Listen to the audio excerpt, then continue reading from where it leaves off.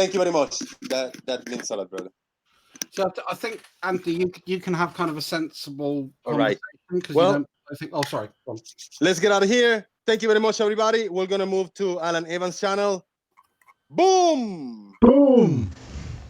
I like the nerd-looking glasses. We just stay here. Is that right? Yeah, Yeah, we just stay here. All right.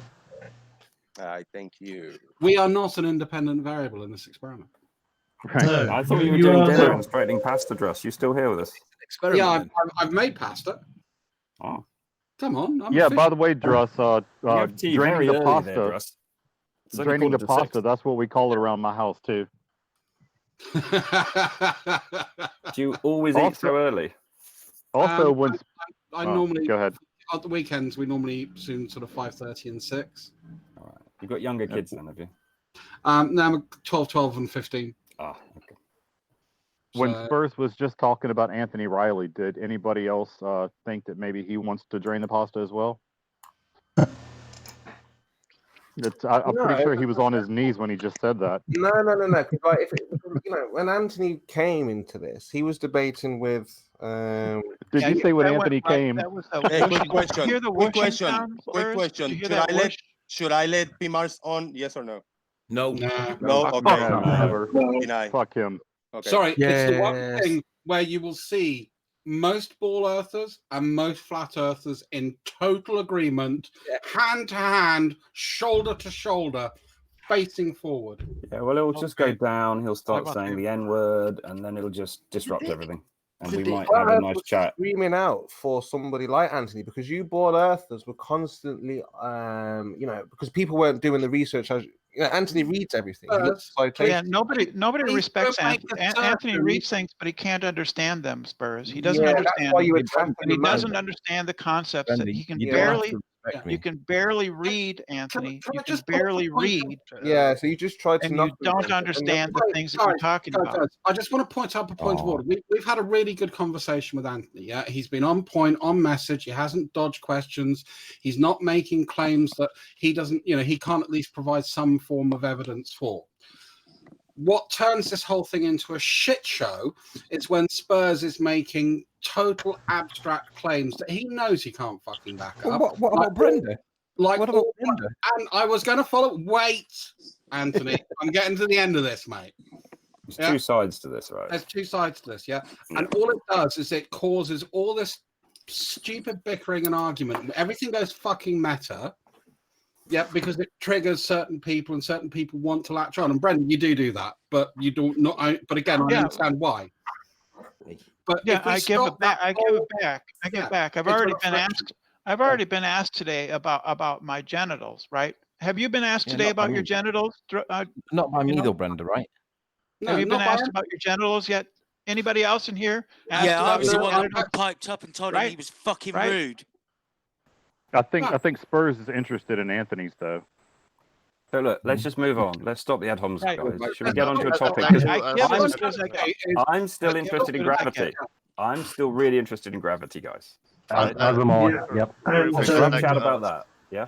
And Jenny's channel would also like to talk about gravity.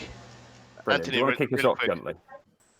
Anthony, real quick. When are you going to present next time live, on real life, or do you have any schedule? Oh, you mean on my channel?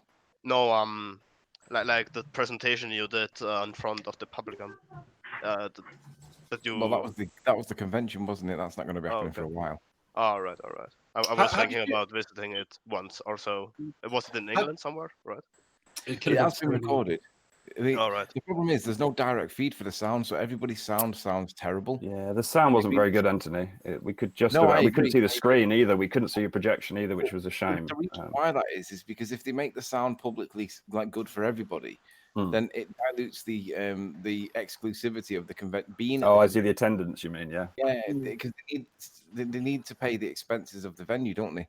Of course. So if everyone can live stream it in high quality sound and hear it, then nobody wants to go to the venue. What you could do now, though, Anthony, is you could release your PDF, your slideshow, so we could at least see what the slides were that you were talking about. Now it's over. Yeah. There's another thing that you should be doing, and this is what they should be doing. And I've organised lots of events. I've spoken in front of 3,500+ people.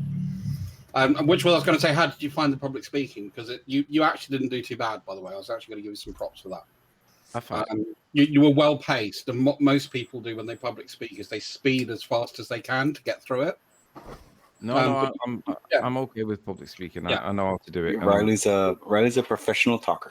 So should we get on to anyway the topic at hand, which was gravity? Because otherwise there'll be a lot of. Final point, Tony, which was quick. What they should do at these events is obviously you're all mic'd up, so that means everything's going through an amp, which means there is an aux feed out for you to record that. Great, I understand why they don't want to release all of that in one. But what it means is when you're promoting your 2020 event, you can have all of this good quality video and audio as part of the justification of why people should fucking go there.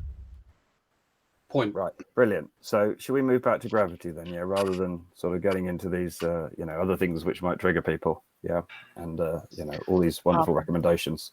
Gently, did you want to lead us? Because you said you had a point to make to Anthony. Well, hang on, just before we do, just hang on one sec. I don't mind sharing the presentation, but for some reason it won't let me share it in the chat. So if I send it to you, Toady, would you mind then sharing it in the chat for everybody else? Yeah, I'll do that. Yeah.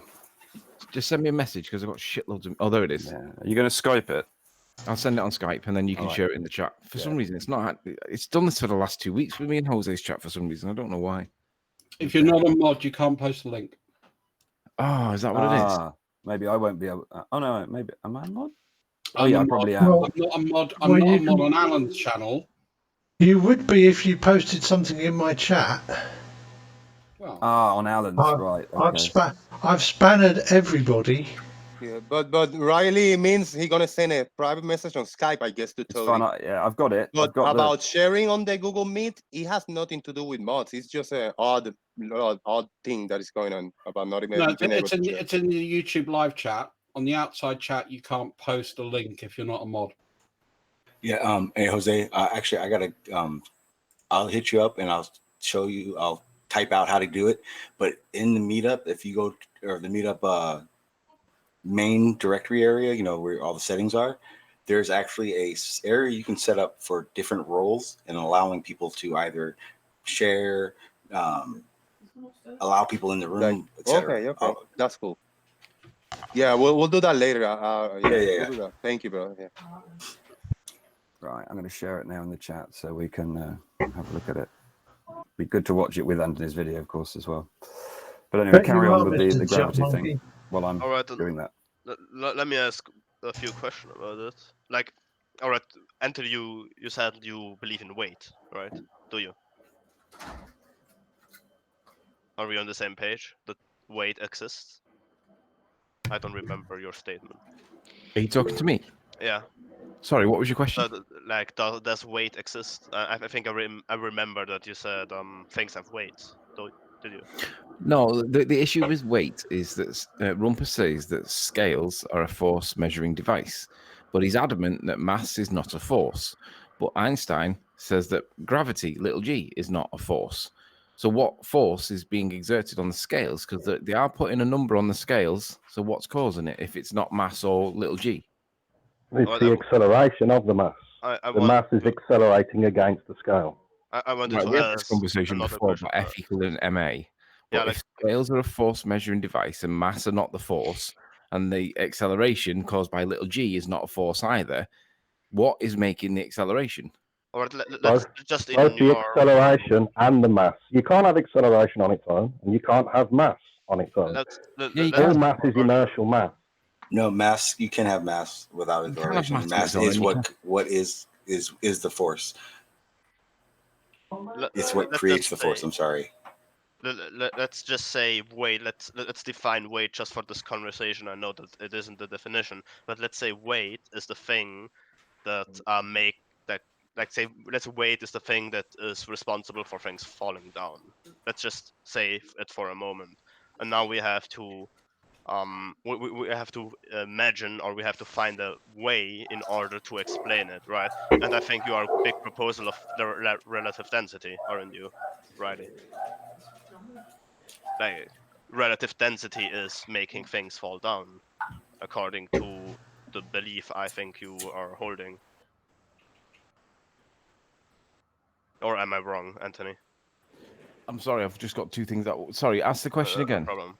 Like, according to you, or maybe what I understood is that relative density is the reason why things fall down.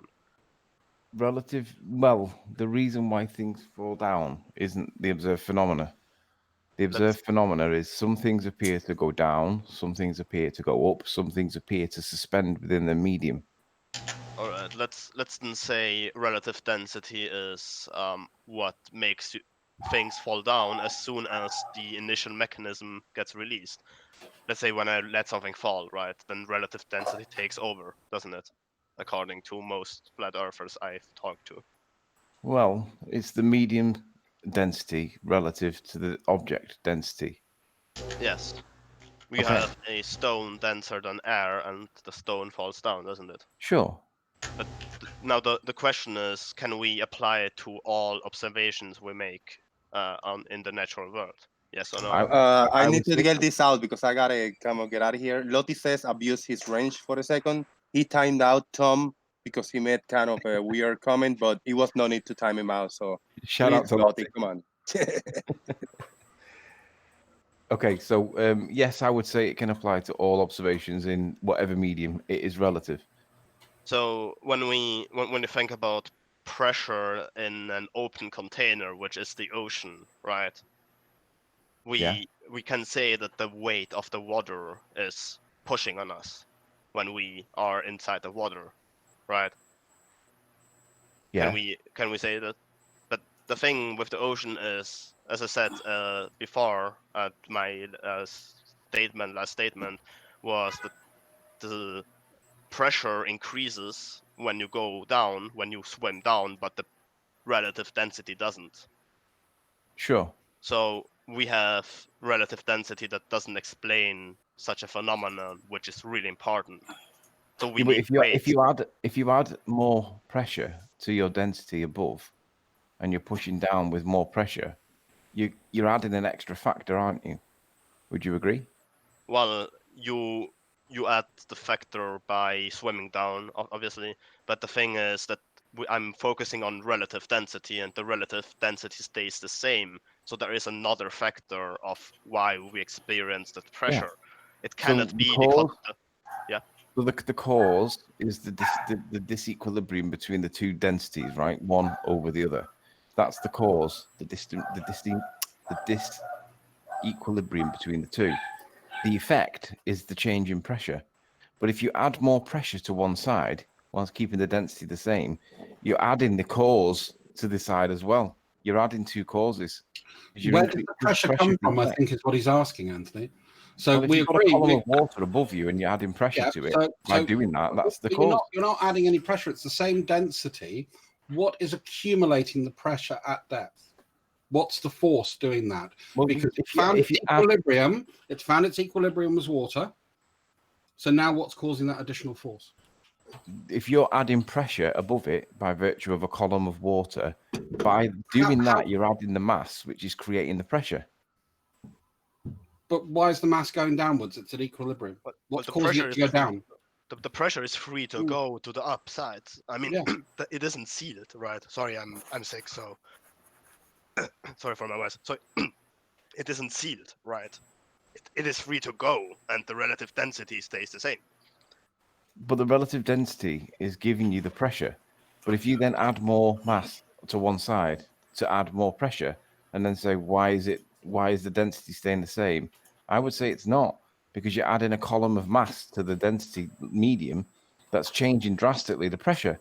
So you're not keeping things the same, and you're not just adding. Yeah. So could I have a go explaining it just simply? I'll just try and simplify it. He's not actually defining what the force causing the extra pressure is, because the mass is at equilibrium, because it's all water.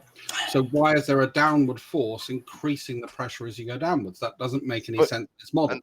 So we need to then demonstrate the claim, because I don't think the claim is a valid claim. So if you have an egg in this like I had in that glass jar and it's not moving, are you saying that you can add a column of water above it and not change the density, but you will what is that what you're saying? So can I simplify it? Because the density doesn't change because of mass above it. So very simply, but the pressure does. Hang on. All right, let's just break it down simply, little steps. The pressure at the surface is 14.7 psi. and then it doubles, I think, through, I can't remember, it's about 30 meters of water, right? But 33 meters. 33 feet. 33 feet. Right, so 10 meters. 33 feet, and you've doubled the pressure from 14 to 28. We're using round numbers here, okay? That pressure is actually not contained down in the sea, and the density of water stays the same, you know, all around it. So, and it's in equilibrium, I think, as Russ said earlier as well, under your model. So we need another explanation for why the pressure at that depth of 33 feet is not trying to push up to the surface, or we've got fountains of water or jets of water up on the surface, because obviously the air is, less dense, as we all agree, and it's also above that mass of water that is at 33 feet. Well, I don't agree that we need another cause, because we have the cause. I'm either misunderstanding what you're saying, or we have a legitimate disagreement. Okay, so what's the when cause? you said you were going to simplify it, I'll be honest, you didn't simplify it. I didn't follow it. All right, so I can have another go at trying to explain it. You've got one pressure. Please. Okay. Surface, 14.7 psi. 33 feet, 28 psi. We have more pressure at 33 feet under the water. Yeah. The water, the sea, the ocean is in equilibrium according to your model. Yeah. It is all of one density. It's not more dense or less dense. There's no two types of density within that seawater. Yeah, but that's therefore under your model. Do you remember when you told me the other day when we were going through this that it was always tend towards where there is less density? Do you remember under your model? Things would always move, like the cherry tomato would always move towards the less dense medium. Sure, but would you agree that the column of water above you is creating a volume of water above the egg, pushing down on the egg? So the further down the egg goes, you said that the density is staying the same.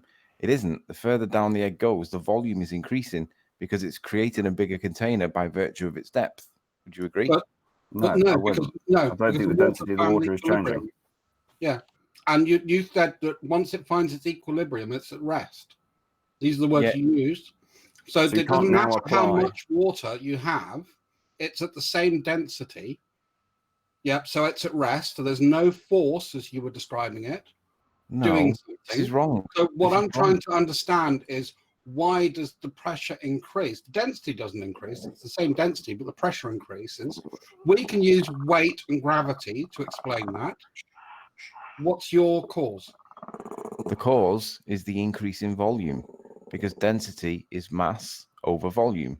So if you put that egg deeper into a deeper ocean and keep putting it down and down and down, you are increasing the volume above the egg.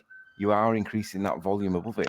It is going to change the density by virtue of that change in volume. But Anthony, we're not changing the volume at all. And also, by the way, if your egg was in your water in a glass and then you poured some more water in, you are not changing the density of the water, because density equals mass over the volume of the thing that you're measuring. Yeah. Yeah, but the deeper the egg falls to find its equilibrium is invertly causing a bigger volume. Do you not agree? Well, we're not using an egg. You introduced an egg. I was keeping it simple, and we've just got water that's under pressure. If I have 1 liter of water, Anthony, and that liter of water is in a nice bottle. Yeah. And we can say that the pressure at the bottom of the bottle is going to be probably a little bit less at the top because of it's a pressure gradient. We all agree on that. We have a reason. What I don't understand is, do you think the density of that water at the bottom is going to be higher than the density of the water in the middle? Yes. Can you demonstrate that? Yes. You can crush the egg. You can demonstrate it with a deep water. You have a crush depth with a submarine. When you keep going down and down and down, eventually that submarine requires gravity and weight. And you don't have gravity and weight, so you cannot invoke that. The crushing effect on a submarine is purely an effect of pressure. It's nothing to do with density. It's a simpler way the density of the water outside the submarine is the same as the density of the water at the surface, Anthony. It's the pressure I understand, but the crush. But do you guys agree that density is mass over volume? Yeah, we've all agreed that. And we've also now agreed that the density of water doesn't change by depth. No. As the volume increases, by virtue of its depth increasing, the submarine's depth increasing, the further down it goes, you are changing the volume and the mass that's applied to the submarine, and the effect is the pressure. You're not changing the volume though, Anthony. You're changing your position within a volume. You're not changing the volume. Density equals mass over the volume of the amount that you're measuring. The volume really is not changing. Yeah, it stays the same. And let's take them as an example. Let's move away the ocean and say a really, really deep hole that is only, let's say, 10 meters in, like, I don't know, 10-meter length, 10-meter width, like 100 square meter or whatever. And then you go down 1 kilometer. As soon as the submarine is completely inside the water, you don't change the volume anymore at all. The volume stays the same. As soon as your submarine enter completely the water, you never change the volume anymore. The water displaces to a certain point, and that's it. So 1 meter cube of water is going to weigh about a metric ton, whether it's just under the surface of the water or if it's at 100 meters. But I don't get why. I don't understand why you guys don't think that this is consistent with my argument and think that it contrasts. Because you have no force. And you don't change the volume at all. The volume stays the same. So which one is it? Is it both that you don't have a force? You're not changing the volume of the water. You're just changing your position within the volume. And secondly, you don't have any force to create that additional pressure because, as you have stated multiple times, the medium is equilibrium. It doesn't have any potential energy there because it's found its equilibrium. If we remove it from its equilibrium, then you're giving it energy, which is why it will descend until it finds its equilibrium and then will stop. Right. So at that point, I'm failing to understand why you guys are struggling or saying that there's an inconsistency. Because if the object... So I'll have another go of trying to describe it, Anthony. Okay. The volume isn't changing here at all. Yeah, once the initial displacement is done, of course, yeah, because there is a slight displacement of putting whatever it is into the sea. If we just use water, obviously that isn't changing. The density of the water is the same, whatever position it's in. And what happens is as you move down in that mass of water, the pressure increases. Now, under your model, you say that the mass of that water will be in equilibrium, as will the air. Yeah. If we take another object down there, you claim it will move towards the less part of equilibrium. Do you not? I don't understand why you don't see that by putting it in very deep water, you're not just varying the density of the water, changing the pressure. That's not. We know we are changing the pressure. We absolutely know we are changing the pressure, Anthony. But we can describe why that is because there is a force of gravity which acts as you go further down in the ocean. So hang on. Are you saying that gravity causes pressure? Of course. Gravity is involved, of course. Because under your model, that's why you can't describe or explain why that water is under that increased pressure at depth. I can. There's a column of water. Anthony, quick thing. If it is as you say, I should be able to go down, take a sample of water at a greater depth, come up and measure its density to be different than it is further up. It will be the density. Yeah, the density will be the same, but you're changing the pressure applied to that object. So in the case of a submarine, why? Why is the water at the top accelerating downwards? Why is that happening to cause pressure? It's not accelerating downwards. It just has mass. By virtue of that fact, mass, weight, whatever you want to call the word mass. You're calling massive force now by that metric. Yeah, that's because it is causing something. Why down? Why not sideways? Forget that. Rumper says that scales are a force measuring device, and you're demonstrating that by having a deep ocean and a submarine in it, that pressure is going to crush the submarine at some point, right? So here's a quote from Einstein. Let me just rapidly grab it for you. So we all agree. I just want to do this, Tony, quickly. So no one must think that Newton's great creation could be overthrown in any real sense by the theory of relativity or by any other theory. His clear and wide ideas will forever retain their significance. The trouble is, Josh, we're going to go down the Einstein route. Physics, which is fine. And that's let me respond. What was the date for that citation? I can probably go and Dras, you're giving an out here to Anthony. I want to stick with the pressure. 1919. What happened in 1926? Oh, Jesus, here we go. Anyway, I'll go and look at that up, and I'll find out if you have any valid things for that. So, Adi, come back to me with the date for your citation. And I have something to So add. can we like, stay? Can we just stay with the pressure? Because Let Tony the monkey asked a really good question. From his autographical notes, he wrote down in 1946. Sorry, I just got the date. Come on, we can do all the gravity talk later, right? We're on to something with pressure, and I think I would really love to hear an answer. You can go sideways, Anthony. Why doesn't it work sideways as well? Changing the mass in the same way. Because it's a linear relationship as a function of density. Density. But why in the downwards direction? Define down. So towards the center of mass of the Earth, or away from the higher density, if you like, under your definition, which is the air above. Right. Now, in the context of gravity, do we agree that Einstein defines down as the direction in which time travels more slow? I'm not getting into Einstein here, which is why I didn't like the interjection. I didn't want the interjection from Druss.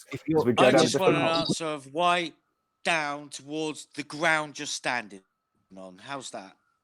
Okay, so I'm trying to answer that, but Tony doesn't seem to want to go into the gravity conversation because he knows that Einsteinian is the current. Because I know it's a useful out for you, Anthony, and I'd love it's not an out for me. All right, hang on. Let me It's not explain. an out for me. It's not an out for me. What it is, it invalidates your claim that gravity is semantic argument, Anthony, that holds. Hang on, everyone. We can go there in a minute. I just May I have a minute for a second? Yep, go on. Not really. You have a fallacy point. All right. Now, if you ask Einstein and Newton to point down, will they point in the same direction? It depends, because they both define down differently. Will they both point in the same direction? No.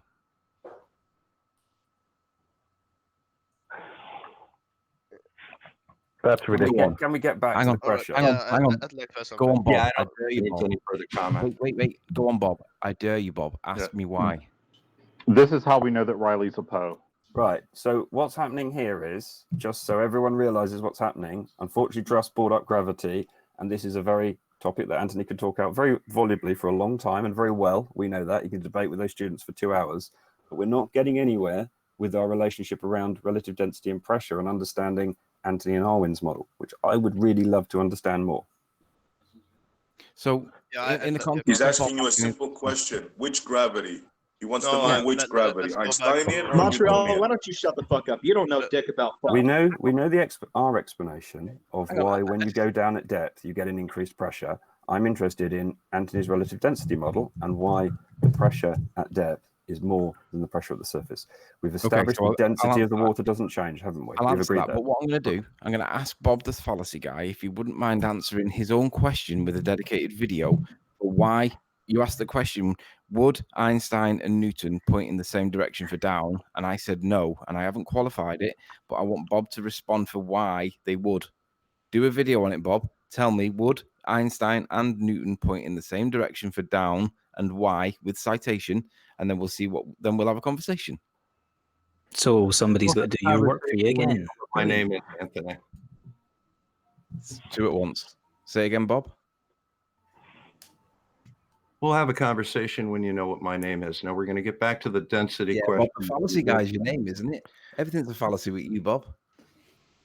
That's just ad hominem, Anthony. Just stop it. Justified, There's no though. need for it. It's justified. No, it's your opinion. You're just it's name calling. Hang on, guys. Look. We're having a good conversation up to now. Let's not argue. Let's not do the ad hom thing, please, because I think stick to the point. Let's stick to the point that I've been trying to push All on, right, okay. By the way, which so let's go back is to your right. point. And Druss, it didn't help, right? Just remember, it didn't help at this point. I love to talk to Anthony about gravity as well, but at this point, it didn't help. So, Anthony, you were going to explain. The floor is yours. Okay. So when the egg is in neutral buoyancy, or whatever that phrase is when it's not moving, all forces, net forces or otherwise, are equal, right? Quick point there then. Before we go on, can we also agree that is the same for the water that is at depth at 33 feet? Is that water also at that neutral point? Yeah, but the problem we have is when we have this balanced state, all the pressures all around the egg are even on the egg. Agreed? All the pressures are the same? Yeah, all forces are equal. When it's in its equilibrium state, the egg's not moving, it's just sitting there. Yeah. Is so that all also forces, true of the water? including pressure, are equal. Can I just ask what happens if you remove the egg from the equation? Let's just look at the water alone. Well, hang on, let me answer that then really quickly. If you remove the egg from the equation, you can't see the shift in pressure. The egg is the visualization of the change in pressure in the medium. You could just use a pressure gauge. You could just use a pressure gauge. Yeah, Anthony, it's not the change in pressure; it's the change in density that the egg is demonstrating. It has nothing to do with the pressure. Well, it's the density gradient, which is a representation of pressure. No, but there is no density gradient in water. What? For water, for instance, density is just due to the medium. With other things, yeah, you can compress gases and certain solids. But we're not. We're going really simply. Yeah. We've got a kilogram of water at 33 feet. Okay, it's under twice the pressure that it would be at the surface. I'm really interested to know why that pressure is there. Point one. And my second point: why then doesn't it move upwards and spurt out of the surface of the sea? Right. Because so it's under more pressure and it's not in equilibrium. Sorry. The first question is why it's there. Pressure is force per unit area, right? If you have a bigger area above, that effectively is what we would call weight. What's the force? Sorry, Anthony, what's the force you're invoking? You're talking about force per unit area. What force? I'm using weight. I'm using weight. Yeah, and what's weight? And what's the calculation for weight? I'm using weight in its colloquial sense intentionally. You cannot use. Yeah, I can. You can't I'll call it math then. You can't use Newton's formula, but if you can't, you can't invoke gravity because you deny it. Correct. I'm not invoking gravity. That's why I'm saying mass or weight in its colloquial sense. I am deliberately avoiding little g. So let's go slowly. Let's go slowly. If you're going to use science, you can't use a colloquial term. Let's go slowly. Yeah, I can because you guys infer. Every time he invokes gravity. Okay. Let's just go slow. Let's go slow. All right. So you're saying weight or mass. What you mean is, in your definition, a substance that is above that point, above the 33 feet, is what you're arguing. All right. Now, you know that we will argue that is being acted on, and it is actually weight, meaning weight, because of gravity. You, I guess, need to explain why that is exerting a force in any direction, because the monkey asked earlier, why not sideways, which is an excellent point. Yeah. Well, it does exert sideways, and it's not an excellent point, and I can address that now or after. Right. Which would you prefer? Well, we haven't got very far with this weight that's above the thing and me understanding why the pressure's on the water at the moment. But we'll do the sideways in a sec. Let's just do the weight bit first of all. Keep going. Okay. So the Rumpus claims that scales are a force measuring device. Yeah. Which they are, yeah. Mass is not a weight. Mass is not a force, according to the Rumpus. Correct. But he claims that weight is a force. However, weight is a mathematical calculation expression where it includes little g. And we know that little g's got a very, very infinitely small value quantified to be not greater than a 50 millionth of its weight, etc. But we also know that Einstein said that little g is not a force. So there is something exerting downwards pressure on the scales, but you guys don't let me call weight by its colloquial term, which I'm going to use mass in this context, because you say it's not a force. But there is something pushing down on the scales, and there is something adding pressure to the submarine that's getting towards its crush depth, even though the density of the water at that particular point is the same. That pressure is being caused by something, and Einstein says it's not a force. So there is something causing that pressure. So we all agree with that, Anthony. But what you've not explained is why that volume of water is causing the pressure on the submarine, because under your model, it should be in equilibrium.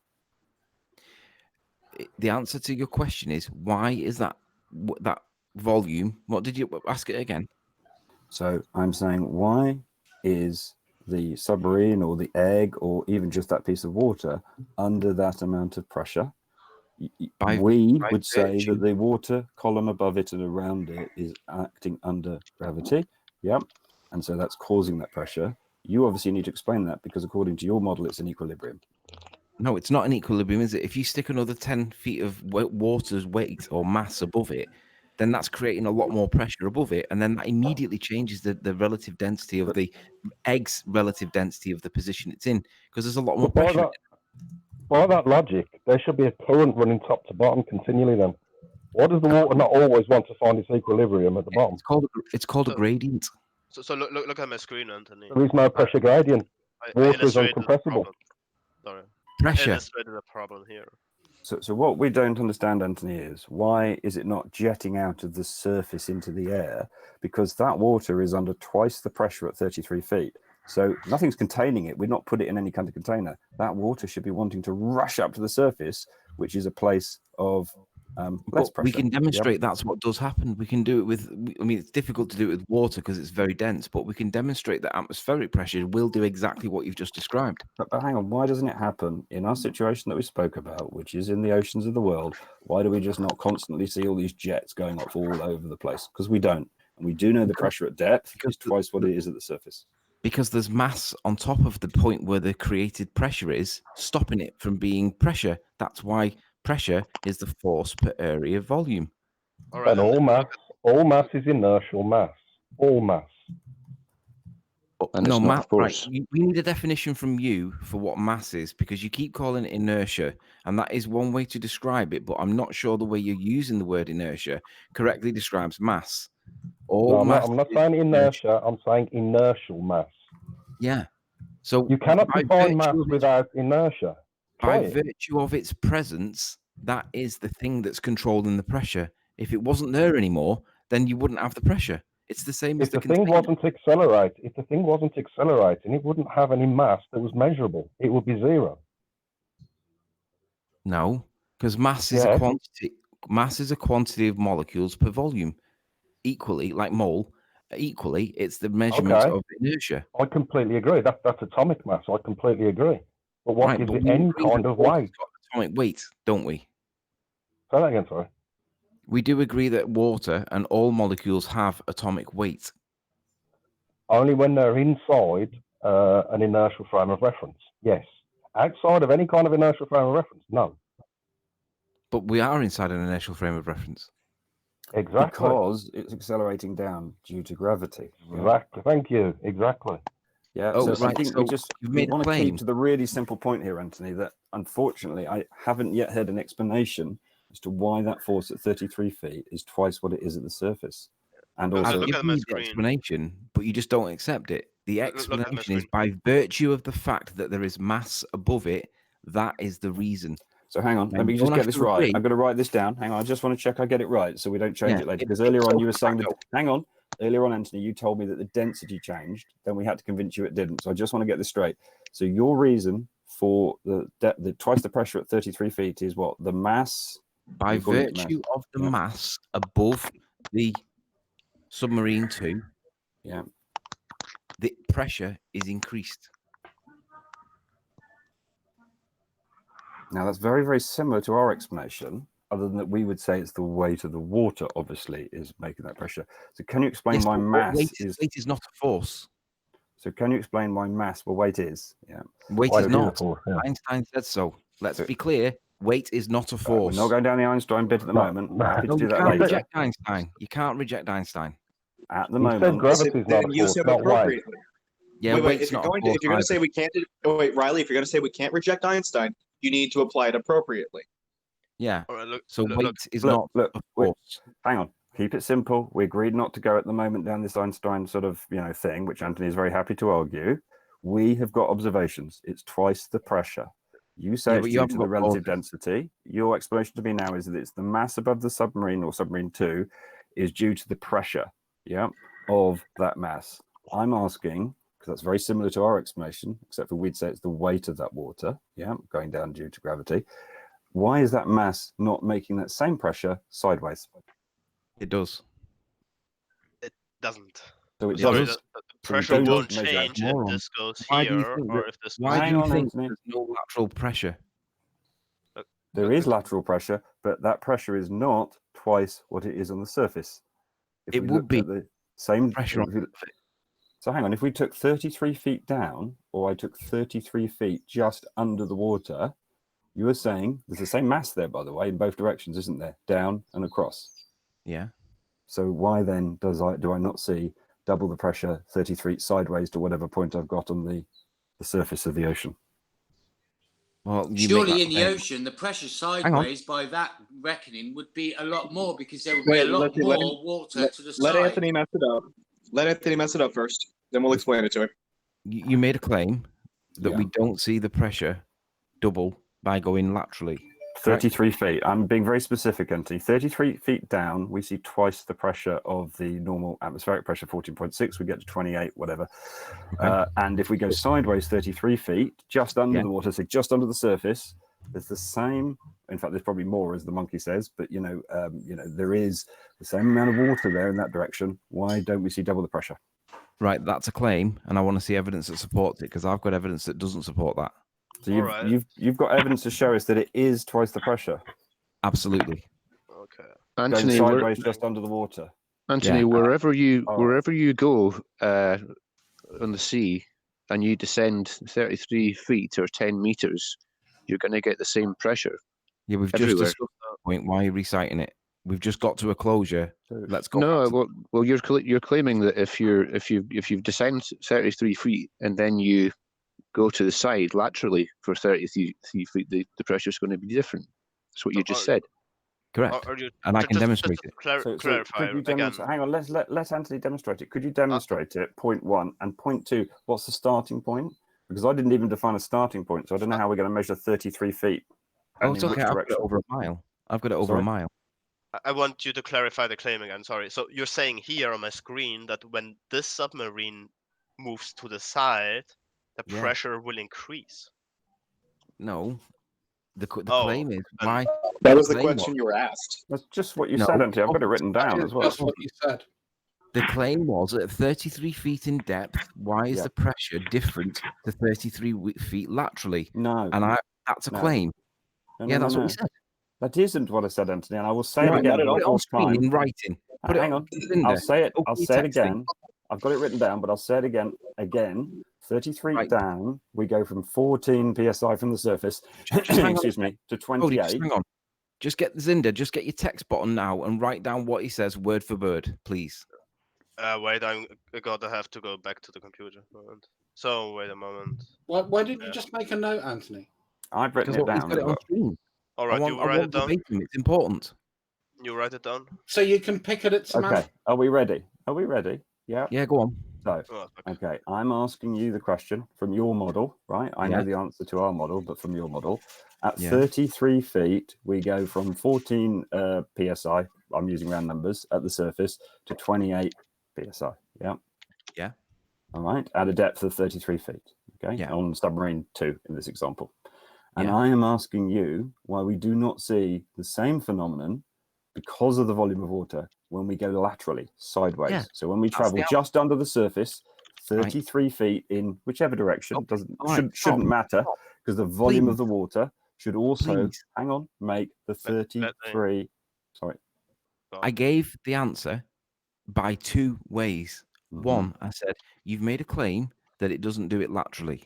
It does do it in your model vertically, and you said it doesn't do it laterally on your model. Correct? In our model, it doesn't. Definitely not. Right. And I can demonstrate real world that if I get, for example, if I get two pipes, vertical pipes, and I connect them with a horizontal, and I do them over a meter or a mile, I can demonstrate that there is a significant pressure change contrary to your position. Would you like proof that that is proving lateral pressure change? An open body of water. We're talking about an open body of water. We're not talking about sealed pipes or other types of pressure. We're talking about an open body of water under your model. And by the way, Anthony, we came at this from pressure change laterally, and I can give demonstration for it. I'm not asking for a pressure change laterally. I'm asking the very reasonable question under your model, because you said it, and I've written it down here. The mass above the submarine of the water is what causes submarine 2 to experience the pressure. I've got it written down exactly what you said earlier. Okay. Correct. So I'm asking why the same effect does not occur to that submarine when we go sideways. It does. It's the same mass surrounding that. It does. Submarine. Listen to what I'm saying. It does.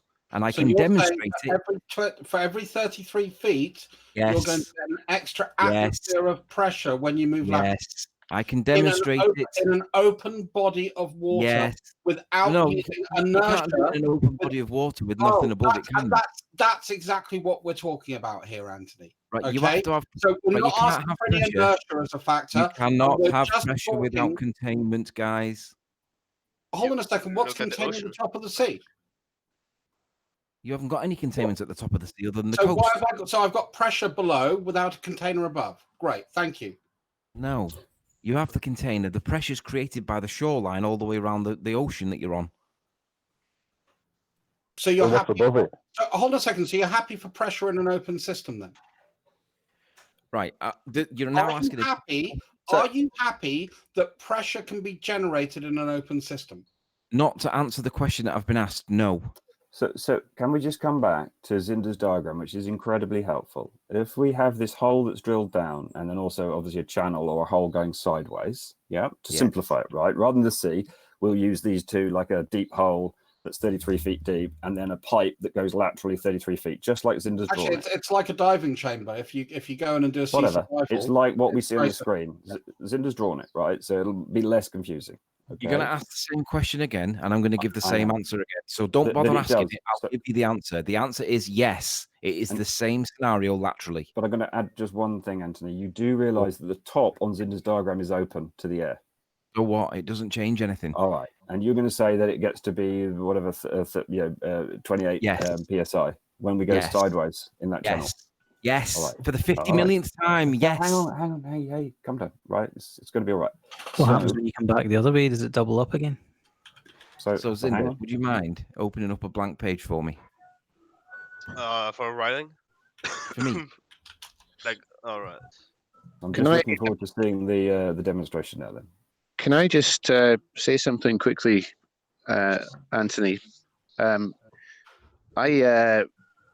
I used to be a commercial diver for a living, and I've done literally thousands of hours under the water, and I have traversed along the same depth for hundreds of feet, and at the same depth, and nothing happened to the pressure doesn't change. Right. It seems to me like under Anthony's model, a submarine would be at crush depth as soon as you put it in the water. Well, as soon as it started moving through the water, it would be crushed. Yeah. Right. No matter which direction it goes. Yeah. When I would commonly go to, so I think of it in instead of 33 feet and 14 psi, it's simpler to think of atmospheric pressure as 1 bar. And then you get 2 bar at 10 meters. We can use that, but let's not complicate it. We've got some numbers on a sheet. Yeah, if we want to simplify it, that's great, John. I just want to stay on the topic because sure. I'm looking for the evidence now. What do you want to see? Your demonstration of? Okay, so just do me 2 tall, thin towers, kind of, I don't know, 25% across the way and 75% across the way. Just 2 and by the way, thanks, Anthony, for doing this, because I understand there's a lot of people in the panel and they are being pretty respectful, which is really good. So thanks, guys, for this, because I know I've kind of led this bit. So thanks for keeping it all good. And, because I know it's difficult when you've got so many people chiming in, Anthony. That's what I'm saying. So thanks for doing this. Okay. So tower 1 is 75 and 1 is 25%. Yeah, so just just put another tower like that one alongside of it. No, same height. Do the same height. All right. But just put them alongside of it, but open the gap up so it's a bigger gap in the middle. Alongside, the same height, or what do you mean? Yeah, that's okay for the minute, and then just connect them at the bottom with another horizontal pipe. Oh, okay. A pipe, Yeah, so these are pipes, water pipes. Yeah, that's fine. Right. Let's just say. Do yeah, they that's have fine. to have a volume Now, inside? what I want you to do is select all and move it up because we want to put some units in. That's perfect. Now, what I want to ask Tony, so that we should be at a point where we agree at the start, so that we get to a point where we disagree. Now, the line across the bottom, the distance between the two. Let's just put in a water line somewhere like halfway across, halfway up the pipe, just to represent some water. Here, or that one. The verticals. No, not in the middle. That's a gap. In the columns, either side. Yeah. Just put in a water line of any height. It doesn't matter. All right, like this. No, it's not going to go. No, it needs to be above that. It needs to be. He's saying halfway up both the pipes. Yeah, but not in the gap. Not in the gap. Those are pipes. Yeah, they're pipes. Yeah, they're pipes. Oh, okay. Like let's here. No. Oh, halfway up the pipe. Yeah, That's it. Yeah, like that. Let's call here. the vertical one the column and the Okay. horizontal one the pipe, and then there'll be no confusion. Does that help? Yeah, that's it. That's it. Both of them Now, have Zinder, just remove the gap in the middle so that they're connected. You know, like the little down, the black bit in the middle that separates them. Just remove that bit so that they're open. Oh, Like this No, one. no, between the pipe, yeah, there. Like So here. basically, make the pipe open to the column. Yeah, and then just fill it blue. Oh my god! Hopefully, you should be able to fill it blue and then represent water, right? Let me close that So first. totally Can I not ask the quickly, same Anthony? scenario. Yeah, can I ask quickly? So we've got 2 pipes that are vertical, filled with water, and then water between them. Okay. Sure. Now my question, so that we're on the same page and we don't get, we're not starting off on the wrong foot. Yeah. Are you saying to me that there is no pressure differential, whether the the distance between the 2 verticals is, let's just say, a centimeter compared to a mile? Are you saying that the pressure created by the distance of the mile change, are you saying that that wouldn't be any different? So this isn't the scenario that I'm asking about. You are aware of that. This is a scenario you've come up with now, because what you've done is you put the connecting pipe at 33 feet down. Yeah. You asked so you do me. Understand? No, hang Sorry. on. Let me answer. You asked me, why is there not a lateral pressure change over a big distance? In the And I'm sea. demonstrating how there is. In the sea. In the sea, changed the or in scenario. a pipe situation. So Zinda, draw a pipe laterally to one of those chambers, or copy that, and then draw a pipe laterally to the top of the water. Flip it Going vertically. sideways, which I explained a number of times. So basically, what you're saying is you're I have going to to flip dismiss my point that proves lateral pressure Wait a moment. by saying that I'm addressing a red herring. Anthony, you've wriggled out of it because you realised that you're a little bit mistaken. Why are you rejecting my point? Am I Sorry, I'm not creating rejecting your point. I'm just realising what's analysis. actually happened. You've realised that you've made a little bit of a mistake. So you're now saying that it's at the bottom. No, I'm asking you to justify why you're rejecting me. Am I creating a red herring or a straw man You are. argument? You're making both. So shall I can clarify re-explain it. again? So hang on. We had Zinda's previous diagram, which we all agreed on. And we laboured with you the point that lateral meant just under the surface. And I used the term just under the surface 4 or 5 times, Anthony. And I said so if you lower go the 33... water height then. Lower the water height. No, because that is not analogous. That is a closed system to the surface of the water you're traveling under. So therefore, it's not the same analogy. So basically, if you took that line out and actually made that one level of water in that tub, so it's now just a tub of water. Hang on, Joss. Take the tops off the containers and lower the No, water not level. off the containers. We're going to remove the pipe. Hang on, Dross. Hang on, Dross. Let's open it. Hang on, right? Dross. It can be open, right? It doesn't matter. Anthony, you know that we're already discussing the fact that it's the volume of water above something that causes the pressure, because we're accelerating it under gravity. You're asking me, why is there not a lateral pressure variation as a function of distance laterally? And I'm demonstrating, or I'm trying to get to the point hang on. where So let's go back to Zinda's diagram. Hang on, Zinda. Go back to your other diagram, Zinda. Go back to your other diagram, which we were already talking about, not a new diagram that Anthony wanted to make to try to wriggle out of it. Let's go back to the other diagram. I'm not wiggling out. I'm demonstrating your point, and you're dismissing my answer for no valid reason. So what I explained was exactly what we're seeing on the screen here. We've got a vertical hole and then a horizontal one. I even laboured the point that it was open to the atmosphere above. And I asked a very simple question: why, when you go laterally, not at the depth of the water that we've got 33 feet down, but laterally 1 foot under the water, why do we not get the same pressure? And you said we do. We do. Which we were all very shocked at. Yeah, you are all shocked at it, and you've dismissed my explanation for no good reason. I'm not on a red herring, and I'm not doing a straw man. And No, Anthony, why? Anthony, Shut up. Wait, no, you shut up. Shut up. Hang on, Anthony, guys. Hey, guys. Hang on. Just let me do it. Let me do it. Go on. I want you to explain why it's a straw man or a red herring, please. All right, I'll explain why. Because your new diagram is different, because the connecting tunnel, if you want, the lateral piece, is already at 33 feet down, and it already has the pressure of, hang on, let me complete, please. The 33 feet of water above it that causes the pressure on it. Whereas in this picture, hang on. That's false. Stop. That's false. We're only talking centimeters. We didn't put the units in there, but we're only talking centimeters there. It doesn't matter. You can reduce it down if you'd like. Analogous. Hang on, guys. Stop butting in. What do you mean by centimeters? Sorry. Can you go back to your screen, please, Zinda? The other screen that you had. Anthony is trying to make the sea equivalent to 2 bodies of water connected by a cave. I'm not. I'm demonstrating. That's exactly what that was. What's wrong with this diagram, Anthony? The one we're looking at. What's wrong with it? What don't you like about this? We've got 33 feet down, 33 feet across. Not this one. The other one's in. Did you still have the other one? What's wrong with this one, Anthony? What's wrong with this one? Why do you not like this one? But your question is, why don't we get lateral pressure? And I say that we do, and I can demonstrate it. But I want to understand that we're starting off on the same footing first, so that I can then demonstrate. The diagram that Zinder's drawn, and it's absolutely fine. It describes perfectly the evolution of the conversation that we had, and I laboured it very, very clearly. You want to draw a new diagram. Your question is not based on that diagram. Your question is based on a lateral displacement of water or lateral pressure caused as a function of lateral distance, correct? And that's what that... Which we see perfectly in the diagram there. And that's Tody, let Anthony describe it on the diagram that he wants, just to get some clarification. Yeah, because I want to know why this is considered to be a straw man or a red herring. Because we just, if you want I'll that, explain I can exactly do that. why before you do it. You've got 33 feet of water above this, so of course the same pressure. No. 28. No. Let's just put a few centimeters above it. Actually, I'll tell you what, Cinder, do this. Not that high. Put it down at the bottom. Put the water halfway up the level of the pipe. Don't put it half. Just put it above the gap. No, Cinder, put the water halfway up the level. I don't want it halfway. That's too much vertical. Hang on. I agree with John. Hang on. Let Anthony tell us what he's doing here. Let him complete. Yeah. Because he might not be a straw man. I may be shocked. I don't think it will, but let's carry on. Listen, let's go with Anthony's thing. We'll say this is merely a centimeter above the pipe to create pressure. Variables. Hang on.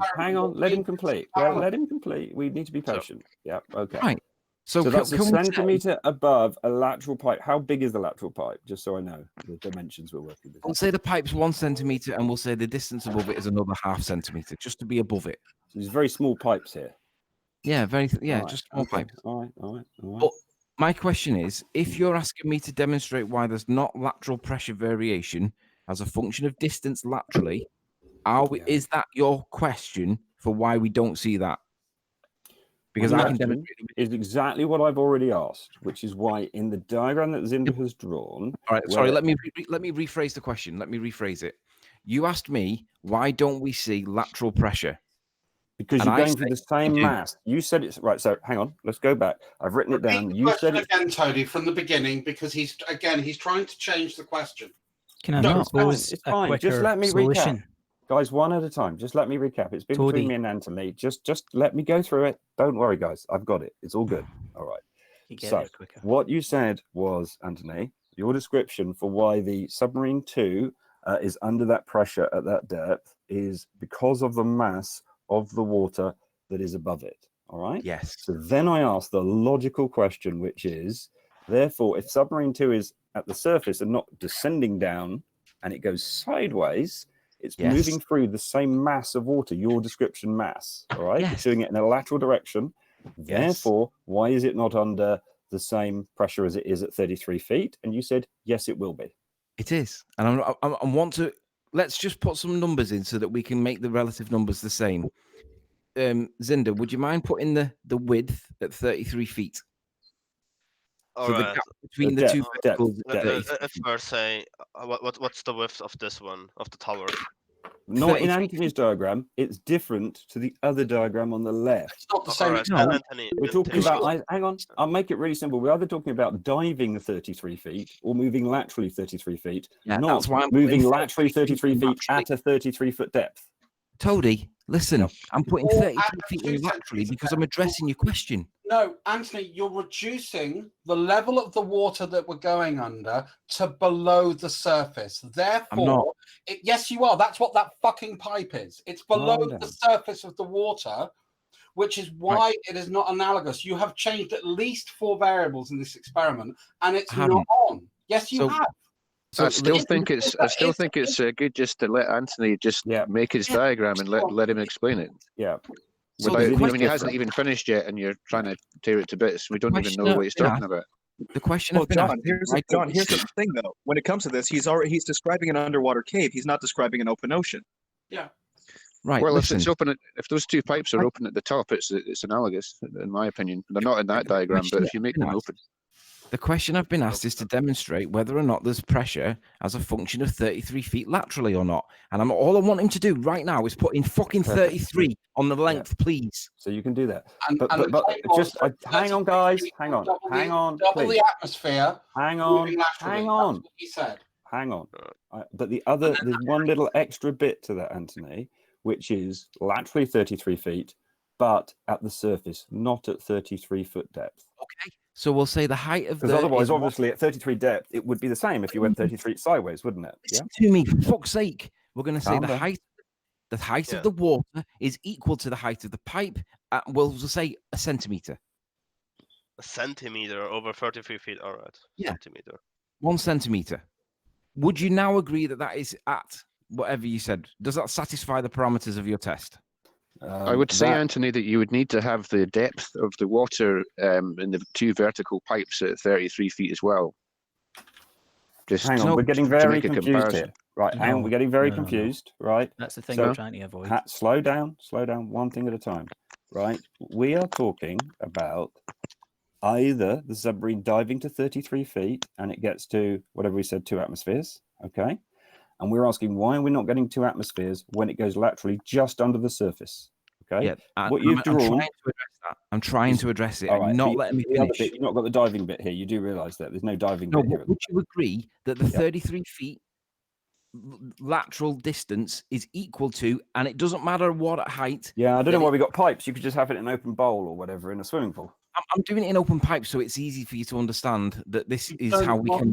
We don't like the open pipe because it's taking the example. All right, let him go. Let's see where it goes. I don't care if you don't like the open pipe or not. I had it closed. You didn't like it, so now we've got it open, and now you still don't like it. No, I want it in an open body of water. All I'm saying is it could just be a swimming pool, Anthony, to go through. Yeah. But that's fine. Let's keep going. Right. So this is why I'm asking at this point: do we agree that at 33 feet of length?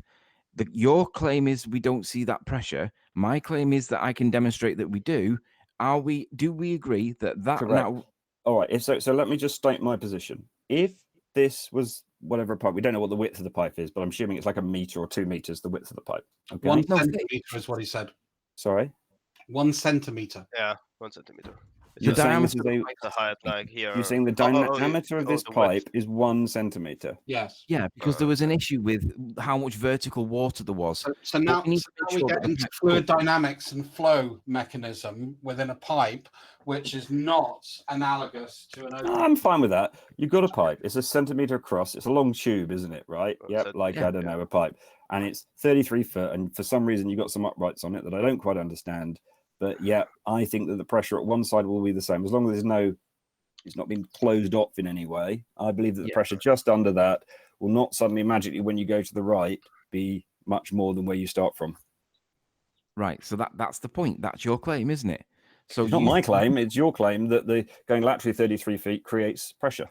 Yeah. Okay. But you disagree with me, right? I'm fine so far. I mean, I don't like the setup, but I'm okay with it. Can I just quote some of my personal experience in this this matter again? If we go with Anthony's diagram, and I would be if we make it size of a pipe that a diver can go down. I've worked in lots of reservoirs where you have to dive along a pipe. So you got 20 feet of water. You get down to a pipe that's maybe even up to 100 meters long. You dive, crawl, whatever, down that pipe for whatever distance. The pressure is exactly the same, and the depth pressure that you're at is being measured constantly all the time by the guys in the top because they don't want you to get the bends. So you've always got an accurate pressure reading, and it's always the same, provided that pipe is horizontal. That's just a fact. All right, thanks for that, John. So let's continue on. I've got to go in about 10 minutes. I want to see this to the end. So Anthony, please now explain where do we start from, and then why it's going to work in one direction and not the other. But please explain. Where are we starting from? I'm just getting grief right this second in the background because this is taking way too fucking long. I know and it it's is. because I'm being obfuscated. We either do it my way, or I'd rather leave now, get me tea, and not get into a fallout. Look at the drawing. All right. Like, No, is it? we either do it my are those way or fuck off. That's simple. All right. Yeah, Right. it is your way, right? Right. Are those questions? No one else interrupt. Let him get it out because I got to go for tea too. So go on, Toady, Anthony. Yep. Toady, it's a simple question now at this point, and it requires a yes or a no. If we put that 33-foot length of pipe up to a mile, do you agree or disagree that the pressure at the joints, because I'm not allowed to have any height, I have to do it at the same level. Do you agree that the pressure at the joints will increase as a function of distance and therefore change the pressure, contrary to your claim? Do you agree with that or not? No, we're not sealing them. Zinder's just drawn them closed now. I don't know why he's done that. It doesn't matter because right? It's not a vertical aspect. We've removed the vertical because you asked why was it not different when it's. So what are you saying? What are you saying? Say again what you said. If we increase the length from 33 to 100 feet or a mile, do you think that there would be an increase of pressure at the joints either side, lateral pressure or not? Where's the joint, sorry, Anthony? Where's the joint? Just I'm not being stupid. The joint is the 90 degree. Yes, there will be because you've increased the amount of mass of the water. Yes, completely so agree. that your claim has failed. No, it hasn't. We're talking about the example. Right, it really hasn't. Introduced the water and the column of water that sits above the pipe. This is why. Hold on a second. I just want to get this out, Anthony. This is why when I said, well, why don't you make the water half the height of the pipe? So Zinder, just take away that blue. Because take then away that blue. And then just put it halfway, so it's filling 50% of the pipe, half a centimetre of depth. Guys, what's the pressure of those joints? Hang on. Look, I'm going to call it here. Anthony, it's been great talking to you. I know you're trying to wriggle out of this. Really I'm happy to talk about this again if you really have. Hang on. Being fucking dishonest. If you, I'm really not being dishonest, Listen, Anthony. for fuck's sake. On the one hand, I've got you guys, and I want to complete this argument, right? On the other hand, I've got my tea I need to sort out. Me and too. So patiently. So we convene later. Listen, if we can't have a back and forth with just me and Toady, I need to leave. Okay? Oh, shut up, you fucking diva. You guys you're are just minding gangbanging. leaving, Give him yeah. a fucking chance to speak, Montreal, why man. don't you shut the fuck up? Who the fuck are you, Samantha? Hey, Toys? guys, He's a you've gone. self-serving You little mentioned my name. fuckhead. Fuck you. Hey, stop You the gave over him the talking. excuse and he's gone. All right. He had more So than enough chance to, it'll and wait that was for just another a day. fucking joke, wasting so much time over something simple. It'll There's wait only for two You're a ways bunch it of can go. He's whiners. either Give him a chance to speak. incredibly stupid, or he's extremely fucking dishonest. Because nobody could have struggled to understand the simple scenario that was put before him there, and taking fucking 20 minutes to figure it out and still get it wrong. It's dishonest. Why not both? So At the end of the day, right, there's a place called Point Nemo. It is the farthest place in the world from land at 1,670 miles. Now, stick your fucking arm in that. Surely that would be crushing pressure. Or like, do you know cave divers? Yeah. And there is like one entrance, and here is another one. Doesn't matter, just any diving, because if you're going laterally and the pressure's increasing, we haven't even defined the start point, because surely the start point would be very important, because every meter you moved away from the start point, your pressure would be increasing. You'd get it when you're swimming. All right, that's a You gotta cave, love how right? Here's a cave. You gotta love how. Yeah, sorry. Go ahead. Sorry, like just as I understand it right, when you are cave diving and you are getting here from the start point into the cave, then according to Anthony, let's say that the height doesn't really change too much, but the cave is here. It is full of water, right? So according to Anthony, here you should get crushed, right, in the middle of the tunnel, and the more you move to the outside, the less the less pressure you get. Exactly. He actually claimed in his example, and I asked him specifically multiple times. So you're saying for every 33 feet of lateral movement, we're going to gain an atmosphere. So if you took a sub and you basically sent it 3 miles, it would be at 5,280 bar. Anyway, he's not run away. He has got his tea. He says he'll debate it on Ranties with me tomorrow or the next day or something. Yeah. So do you understand why he's bringing up pipes? Because basically, I think it's just I think that Anthony has realised, because he's pretty clever, right? He's realized that there's a bit of a problem with swimming sideways in that. And I think it's just what I call filibustering. You just add more variables and then it, you know, something will come along like fluid dynamics or the pressure over distance because the curvature of the earth or something. Well, Tony, the reason why it's so that he can create sag in the middle and thus say that it increased pressure. It's not that. It's also the fact that because you've got that joint in the pipe, that bend, yeah, you've got to calculate when you're looking at the pressure of that bend, you are looking at the sideways mass because that's being forced down by the other side. And you're also looking at the column of water sitting above that bend as well. And that total is then what you use to calculate the total force on that joint, which will be greater. Well, I would disagree. I would disagree actually, because the pressure that you've got at any depth is hydrostatic pressure. It's really not a function of the pressure like against the side of a vessel. It's just the cumulative pressure in a hydraulic system. In a hydraulic system. But he's not still the end. I'm fine with it, Driles, because I don't think it's there at all. I'm absolutely happy, even if it's a centimeter, which is why I said I was, by the way, right? Because I've had pipes that are long with water in them, yeah, and there isn't some magical pressure that comes. As long as they're open, right, and not sealed, and you're not doing other things like pouring water into them or something. But if there was any phenomena similar to what Anthony was saying, there's absolutely no fucking way I would have ever gone down a There'd be a lot of horizontal. dead people. Swimmers would just be dying. Yeah. Hey guys, Go on, Bob. You know, I really appreciate this conversation today. Cody did an outstanding job of that. I'm doing 2 videos at the end of this week, possibly 1, but probably 2. And I'm going to be redoing Anthony's egg drop, egg float experiment and showing that there has to be an acceleration acting on the egg in order for it to move. And we've really nailed him down on a lot of his beliefs in this conversation. So thank you very much. Yeah, it was pretty good. The only thing that was getting on my nerves there was that it was getting dragged out, not just by Anthony, by the people talking to him. It got to a point where the same thing had been stated like 20 times, and it was why I did try to jump in to lessen the time a little bit. All you had to do was get him to indicate on the diagram where to place the submarine or whatever he wants to say that is in the water, and then demonstrate the pressures at each point along that pipe. So all you had to do is ask him to tell Zinder to put those values on it. But you kept going back over and over. The thing I found though, Al, is, which is why I've been a little bit successful with Anthony, is you go very slowly and calmly and let him talk, yeah, because he likes to talk, and then we get more out of it, right? Because I think when we rush into it, it's no, up to a point, Toady. That's what I'm saying. I think it was fine up to a point, and then it just started getting ridiculous. That it was just going round in circles constantly. Yeah, I mean, the problem there was it did become the Toady and Sleeping Warrior show. There are other points to be made, other discussions to be had that could have quite easily tied into it, but instead you carried on beating him over the head with it for the entire duration. And I would have liked to have clarified some of the points that I initially had with him during our exchange on Jose's channel, but that didn't happen. But what I would say is just generally, even when it's meant to be 2 people talking, every now and again somebody might have a good idea that's worth chipping in that can save you a bit of time.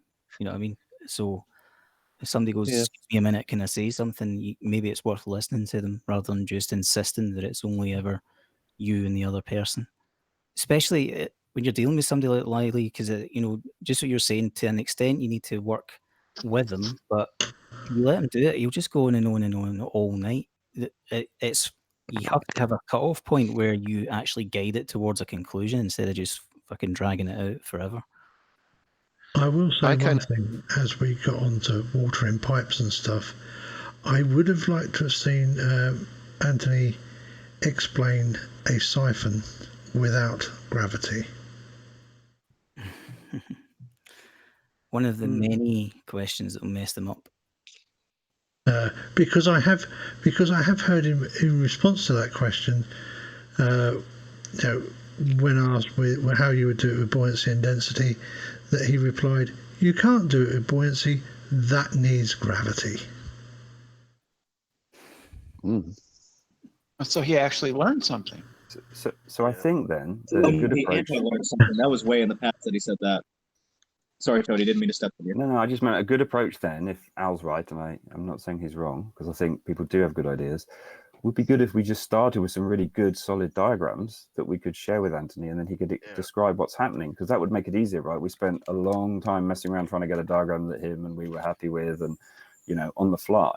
Yeah, you're so right. I think a little bit of pre-work would be really good on having a couple of, do you sort of mean, really solid examples? Let's call them examples, right? Like we have in a physics paper or something, yeah? That would really help us, yeah? I just made the argument. I just made it on the fly. So you're right. Next time you should really draw a good diagram. It was only for illustration. Whatever. I know. I'm not. I mean, using the. I agree, but I think if we started with that, we could ask these questions about siphons and weights and volumes and all that stuff, and it would be a lot easier, right, to be prepared. Yeah. He by will the way, try and change the scenario like he did tonight.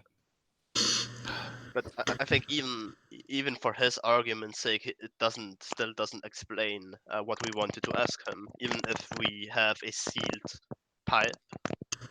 But he is now. Personally, I think Riley knows all this shit anyway. He's just fucking with you. I agree with you, because I think he knows that if you go 33 feet laterally just under the surface, you don't experience whatever. He got stuck. He tried to use density. He said the density changed. Did you notice he said the volume changed? And then we nailed him on density. So then he had to go to mass because he's got nothing else to deal with, has he? So then he went to mass. The minute he says mass, he's stuck, isn't he? Right? Because the sideways argument works, right? Yeah. You see what I mean? So it's a logical deduction that we've sort of, you know, scared him down a route, right? Because he was trying to argue density earlier. Do you remember? He was saying, "Oh, the volume changes." Yeah. Yeah, but he's a pathological liar. I mean, he'll just lie out of it. Well, this was recorded, wasn't it, or streamed? I hope Bob can pick bits up. Yeah, it's been streamed, so it will be on YouTube, won't it? Yeah, but Brendan's right. He'll just change his story. Yeah, Riley is excellent at not acknowledging where he's wrong. Point in case, his when he was supposedly at what was it, Hoy Lake, and he viewed Blackpool Tower, and it's been proven over and over again that he was at New Brighton, and he still maintains to this day that he was at Hoy Lake.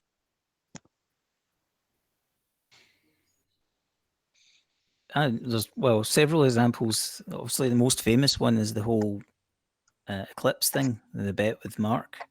I mean, he still insists that he wasn't in the wrong and that Mark didn't win the bet and everything.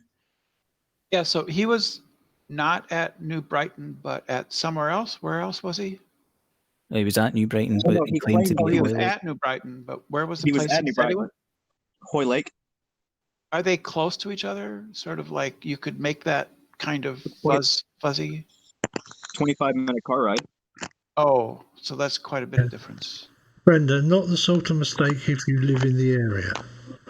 So that's not a mistake that somebody who's just ignorant of science would make. That's a mistake that somebody who's just deliberately lying would make, right? He also claimed that he was at West Kirby viewing a stadium that was across the river. The only problem is if he was at West Kirby, there's about 500 feet of hill in between him and where he was standing at, in addition to several miles. And of course, he's standing on a promenade looking across a river, and that's not at West Kirby.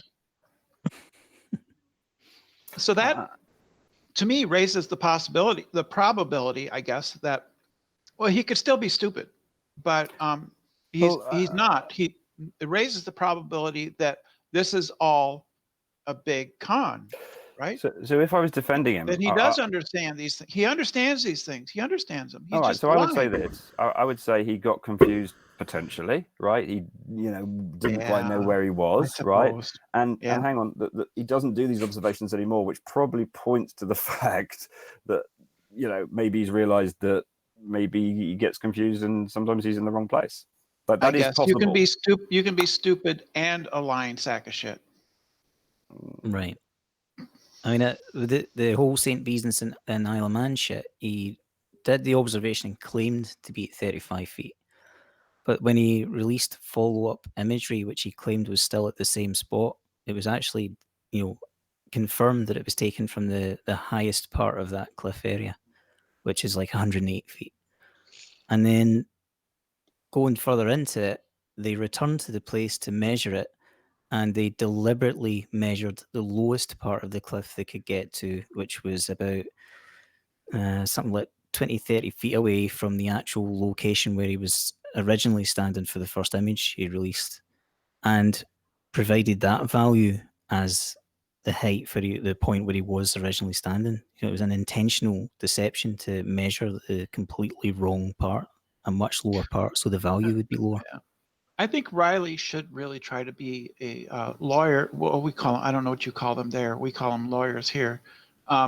Because I think that after 1 or 2 trials, the judge would probably throw his ass in jail, because he would definitely commit all kinds of illegal. I mean, it's serious if you misrepresent things in the court as a lawyer. I mean, it's a big fucking deal.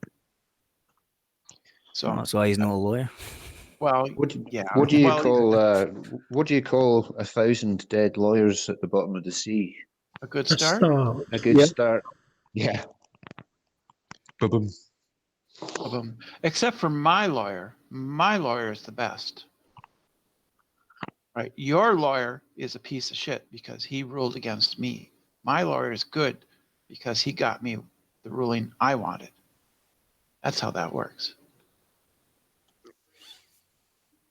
And with that, I've got to go. So thanks, everyone. Thanks, Alan, for the chance here. And I'll, this debate will continue, I'm sure. And I'll do some I'm diagrams. sure it is. And if you want a relatively neutral place to debate, Tony, I am willing to put that on for you. Okay, you'll probably want to go and do it on Rantis, but I'll ask him. Yeah, I mean, I'll give him the option. I'll ask him. It's a good option. Because he's saying, I am not going to. I'm not going to time anybody out. I pretty much leave you to get on with it as long as you're behaving yourselves. Yeah, it's an option. I don't know what Ranty's like for timing. Ranty's not so bad for timing people out, is he?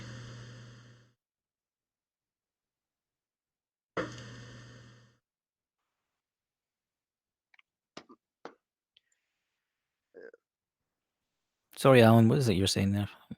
I kind of lost it. I kind of lost my thread a little bit there. I apologise for that. I think Ranty's all right about it. I think it'll be all right. But I will take it on board. Yeah. And hopefully, Bob, you've picked some stuff up from the video as well. So see you guys later. Yeah, thank you very much. Ranty's not a bad host for a debate. I don't think he prepares people very well, though. Yeah, and I definitely think that you should expand on that argument, because we only scratch the surface of the inconsistency of their claims, right? And if Toady, I think he wanted to debate him on Renty, you said, didn't you? Yeah. Anyway, well, if he debates him on Renties, it would be great if he could bring it up again. Yeah, no, that's fine. I still want to know why things don't fall. If it's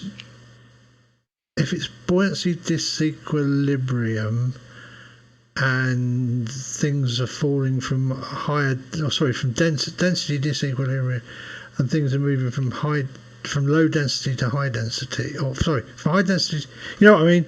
Why doesn't stuff fall up instead of down? Because down is going towards a higher density. Why disequilibrium?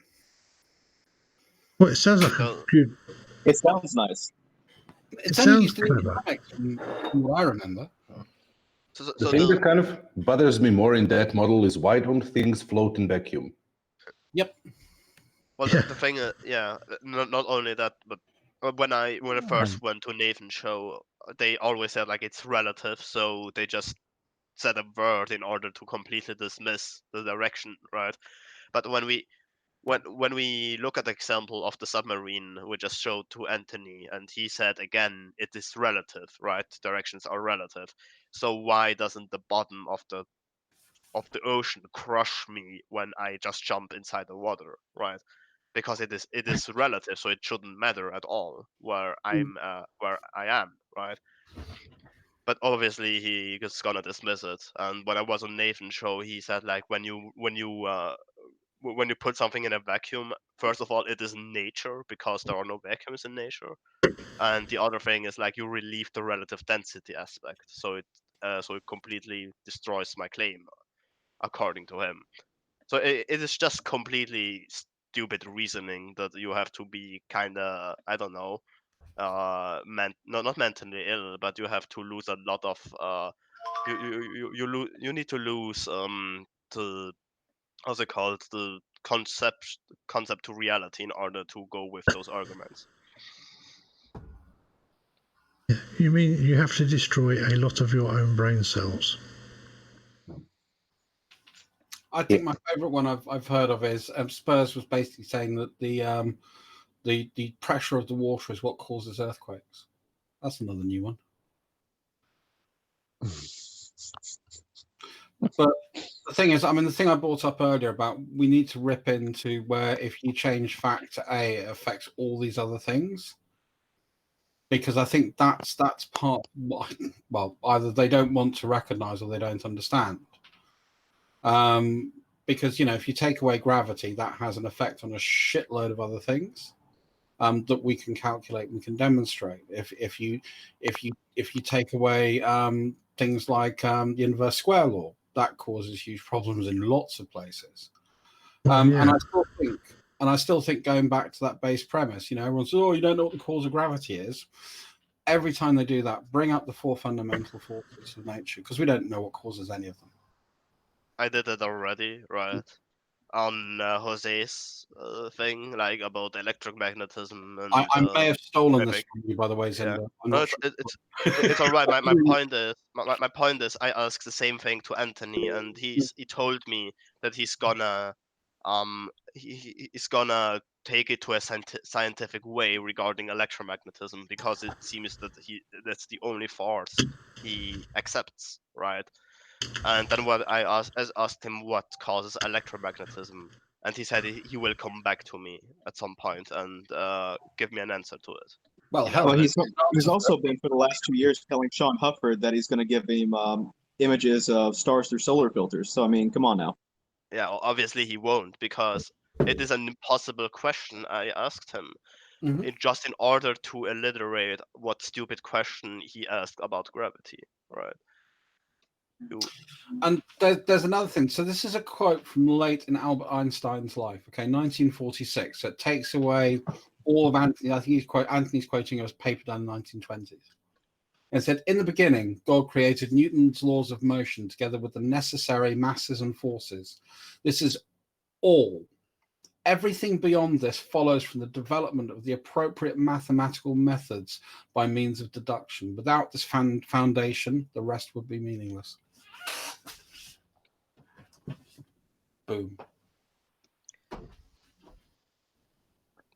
I can see why Anthony didn't cherry pick that quote.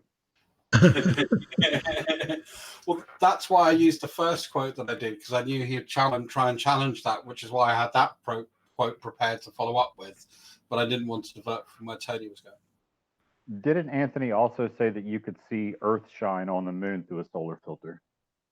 Don't know. He probably did. I think he did say that at one point.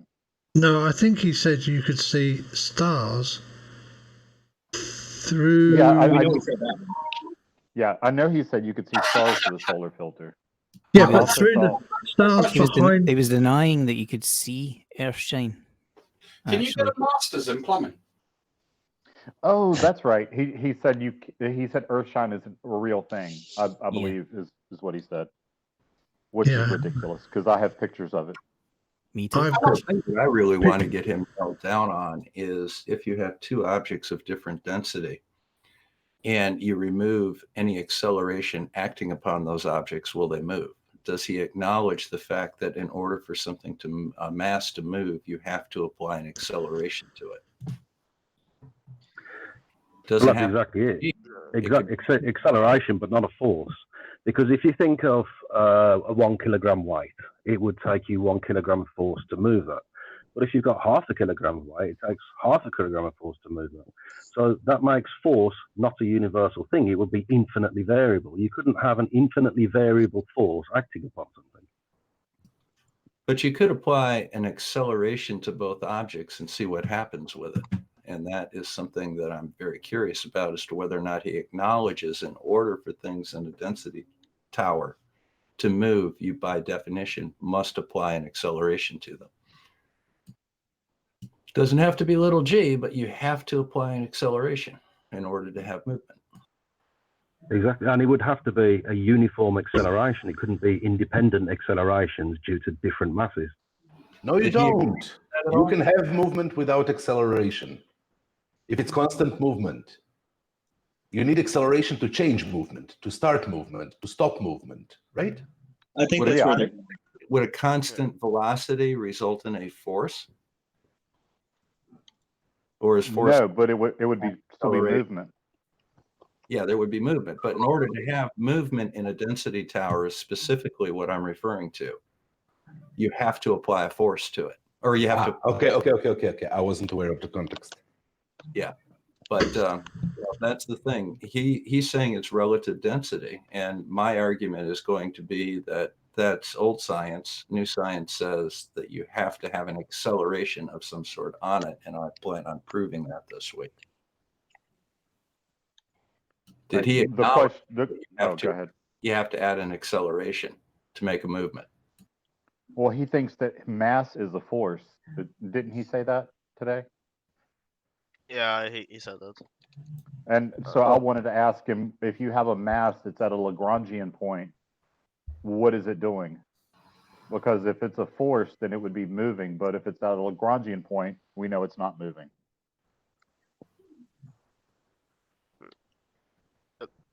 I know. What do you mean it's not moving in a Lagrangian point? Well, if something is at a Lagrangian point, all of the gravitational forces nullify each other, correct? Okay. How does that make it not moving? Well, if it's parked there, then there's no force causing it to move.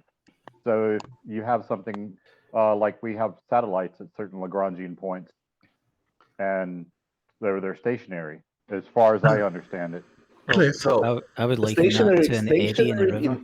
Stationary in relation to what? They're still orbiting.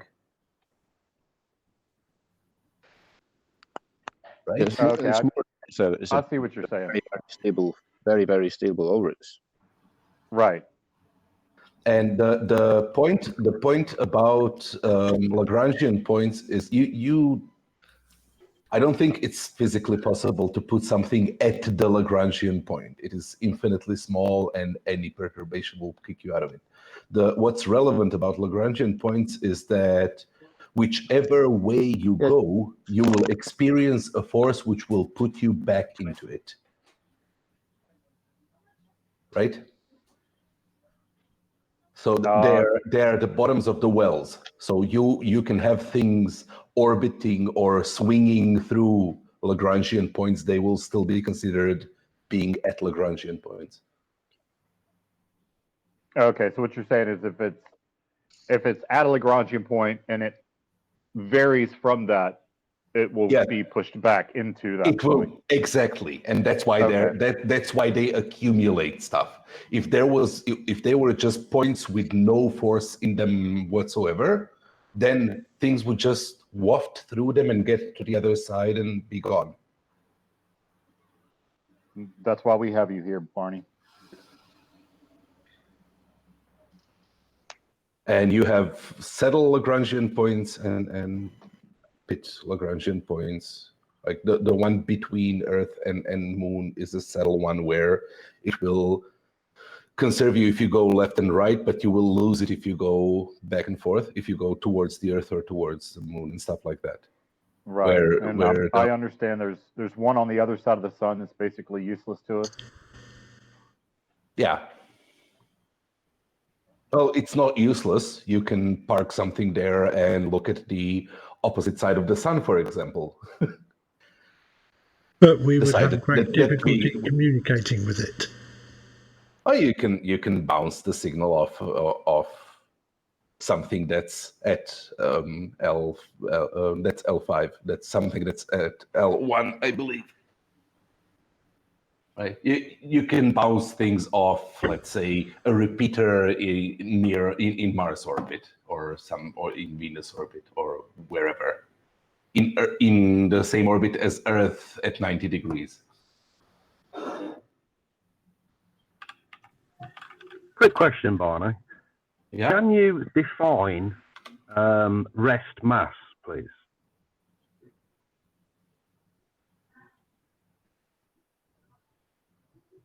Hello? It's literally what it says on the tin. It is the mass contained in the body if you discount any kind of kinetic potential or any other kind of energy. It is the mass of the body, which is perfectly still in your reference frame without... Is it still in every reference frame? No. Right, so rest mass could never be considered at rest. You consider it from the frame of reference in which it is at rest. Right, so in every other frame of reference, there's no necessity for it to be at rest. In any other frame of reference, it would have a mass different to the rest mass. It would have more mass because it would have kinetic energy. Exactly. So mass is defined by its acceleration. Mass is defined by its acceleration. Or its inertia. I think it's velocity. inertia, yes. Yeah, yes, momentum. So momentum equals PV, correct? Well, no. Yeah. I don't know if I said that right. There's more to it than that, because momentum is usually what is it? Mass. It's mass times time. Mass times velocity. Mass times velocity, right? But that's not the full term, because you need to account for something else, which is energy mass. Yeah, so force is the change in time equals mass of the change in velocity. Can you repeat that? I started with an argument with Sleeping Warrior on Jose's channel. Okay. His argument was that rest mass is still mass and you would need force to accelerate rest mass, which of course I argued that all mass is inertial mass. So the very fact that you have mass means it already has inertia. If mass had no inertia, it would have no mass. Does that make logical sense? If mass had no inertia, it would have no mass. Yes, mass and inertia are completely equivalent to each other. Perfect, thank you. Those two terms are absolutely interchangeable to each other. Yeah, during the debate, I couldn't be exactly that specific with him, unfortunately, so it kind of made him look like he won the debate there. But all mass is inertial mass, so there is no force, because if you had a kilogram of weight, it would take a kilogram of force to displace it. And if you had half a kilogram of weight, it takes half a kilogram of force to displace it. So that would mean if you had a force to accelerate mass, it would be an infinite amount of different forces. It wouldn't be a continuous force. Okay, let's be precise here. What do you mean a kilogram of force? Versus a kilogram of weight. To move a kilogram of weight, you would take a kilogram of force. No, there is no such thing as a kilogram of force. Okay, 1 Newton meter. Whichever way you want to look at it, it would require the same amount of force as the mass has. No, it wouldn't. You can apply any amount of force on any amount of mass and give it the appropriate amount of acceleration. Oh, I don't understand the term displace then. I would say that displace is change its position, right? If you in order to change the position of 1 kilogram of mass, yeah, it would take the same force as the mass has in inertia. No. So no. No. You can take the force of 1 Newton and displace the universe. You'll just do it very, very slowly. Yes. Very slowly. So wouldn't you need to oppose the same force of the universe? So if a body's moving towards you with 1 kilogram, mass is not a force. No, I know. But while it accelerates, it has force. So in order to oppose that force or change its position, you need to apply the same amount of force that the mass has in inertia. Yeah? No. If you apply, let's say your statement is true, okay? What would happen if I applied half of that force?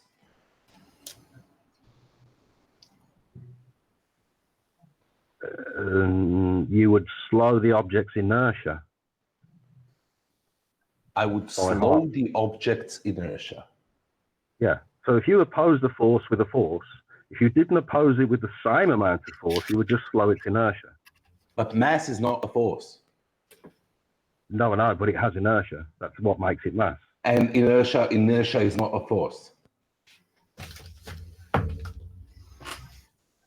Inertia and mass are completely the same thing, right? Now, mass or inertia describes how much things resist force. If there was no mass in an object, then when you applied any, even infinitesimal amount of force to it, it would automatically be moving at the speed of light. And that is one definition of massless particles. Massless particles are particles which move at the speed of light. No faster, no slower, no nothing, right? Right. They move at the maximum possible speed. Yeah. Yeah. But they're massless. Everything that has mass resists force, so it only gains certain acceleration. It doesn't gain infinite acceleration. So it resists force, but it doesn't actually apply force to the resistance.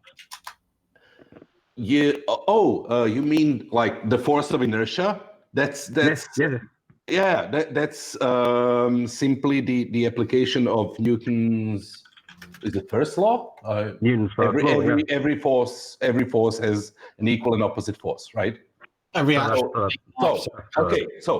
that, if that's what you're saying, if you impart a force from an object that has 1 kilo to an object that has 1 kilo, right? Then those objects will gain the same acceleration. But there is no such thing as a force of 1 kilo, right? Yeah. No, I'm with you on that. I was trying to be colloquial with the term. So if mass has no inertia, it takes no force to accelerate it. Yes. If mass has no inertia, mass always has inertia. Mass is inertia. Agreed. So I have a quick question for you, Barney. So if I'm calculating the force of an impact, what unit would I normally put that in? The force of an impact? Yeah, so if I've got one car hitting another car, both doing 30 miles an hour each, or 100 kilometers each, let's make it easier for you poor Europeans, and I'm looking to calculate the total force of that impact, what unit do I normally use in physics? How do you calculate the total force of that impact? Like, you can calculate the total energy of that impact. Yeah. I would understand that. Yeah. The sum of all forces in that impact, like if you calculate the total force of an impact, it's 0. No, cool. You've actually you've actually made me quite happy, because now I'm actually saying Newton's is a measurement of energy, not a measurement of force, and that was where I was fucking up, and you've just made that clear. Thank you. Yep, yes, Newton's is a measure of force. You would measure the total force of the impact in the units of energy. Newtons. No, joules. Joules. Sorry, yes. Fuck. Half mv squared. Right. Or in in pies. I'm gonna eat.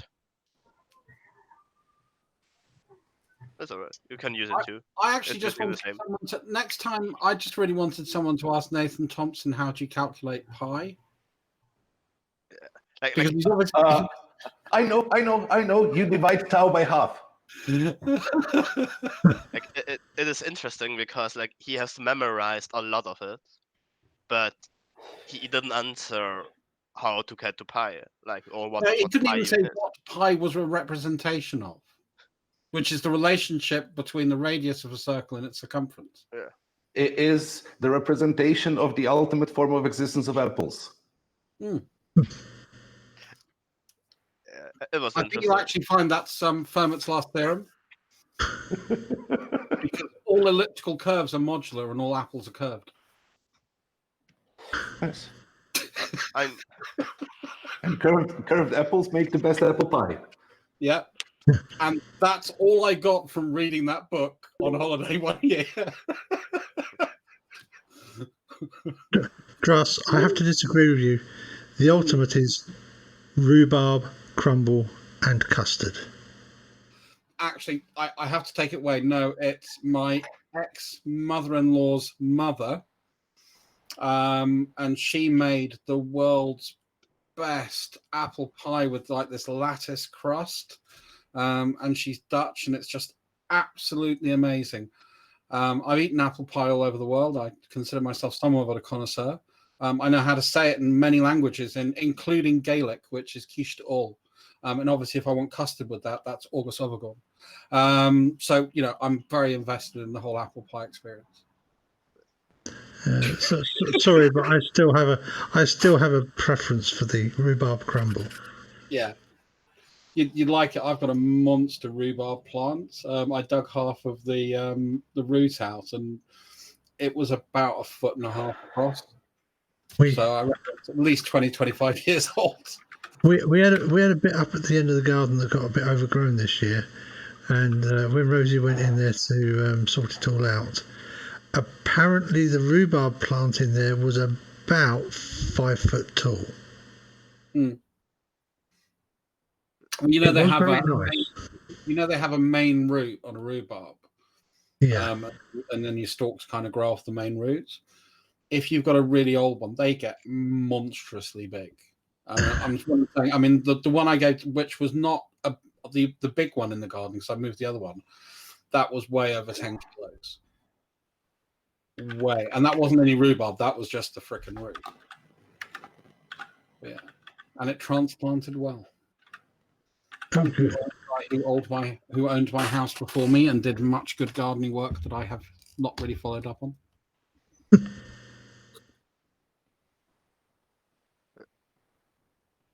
I love these comments. But if you listen to people in here, everything is all figured out, no exceptions, settled science. Huh? No, but we can talk about things that we do know. I'd like to ask you something. I don't mean Barnes, so that much you in seem here. I mean in these types of debates. I mean, you guys are very reasonable in here, particularly. It's not usually you guys that I'm talking about. Anybody here, actually. Well, what conclusion? I mean, I always put it this way. I understand how you meant that. I meant like in here, like in these types of. Okay. When you said people here, yeah, I totally get that. Yeah, I read it afterwards and went, well, here they're not actually here exactly today. When people start going down that route, I just ask them one question, and I've done it both on the flat Earth side and on the globy side and on the young Earth and realistic world side, which is, what conclusions in a scientific theory are final? What scientific theory is a final end of? This is it. Yeah, nobody here actually, I don't think, thinks that. Everybody has at least heard of who Karl Popper is. That's probably why. Yeah. He had some penguins that he used to keep in his refrigerator, right?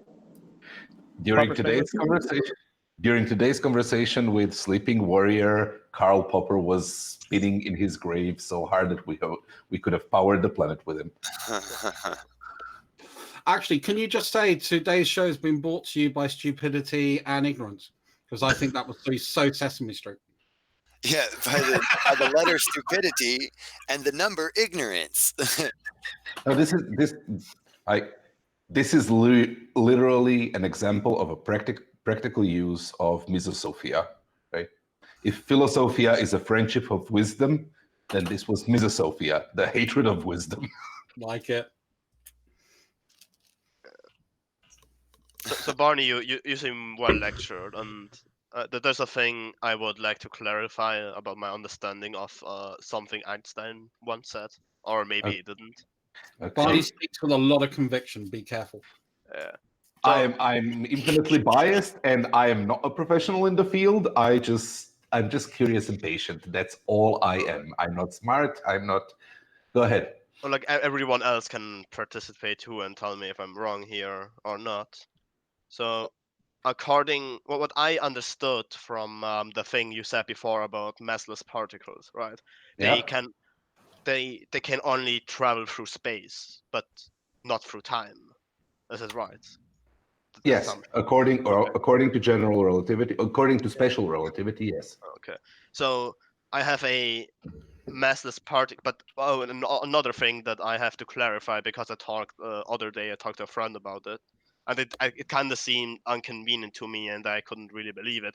He said that everything moves at the same rate through space-time. So here is space, let's say this is three-dimensional space, and this is the fourth dimension of time, right? So is that everything moves at the same speed through space-time?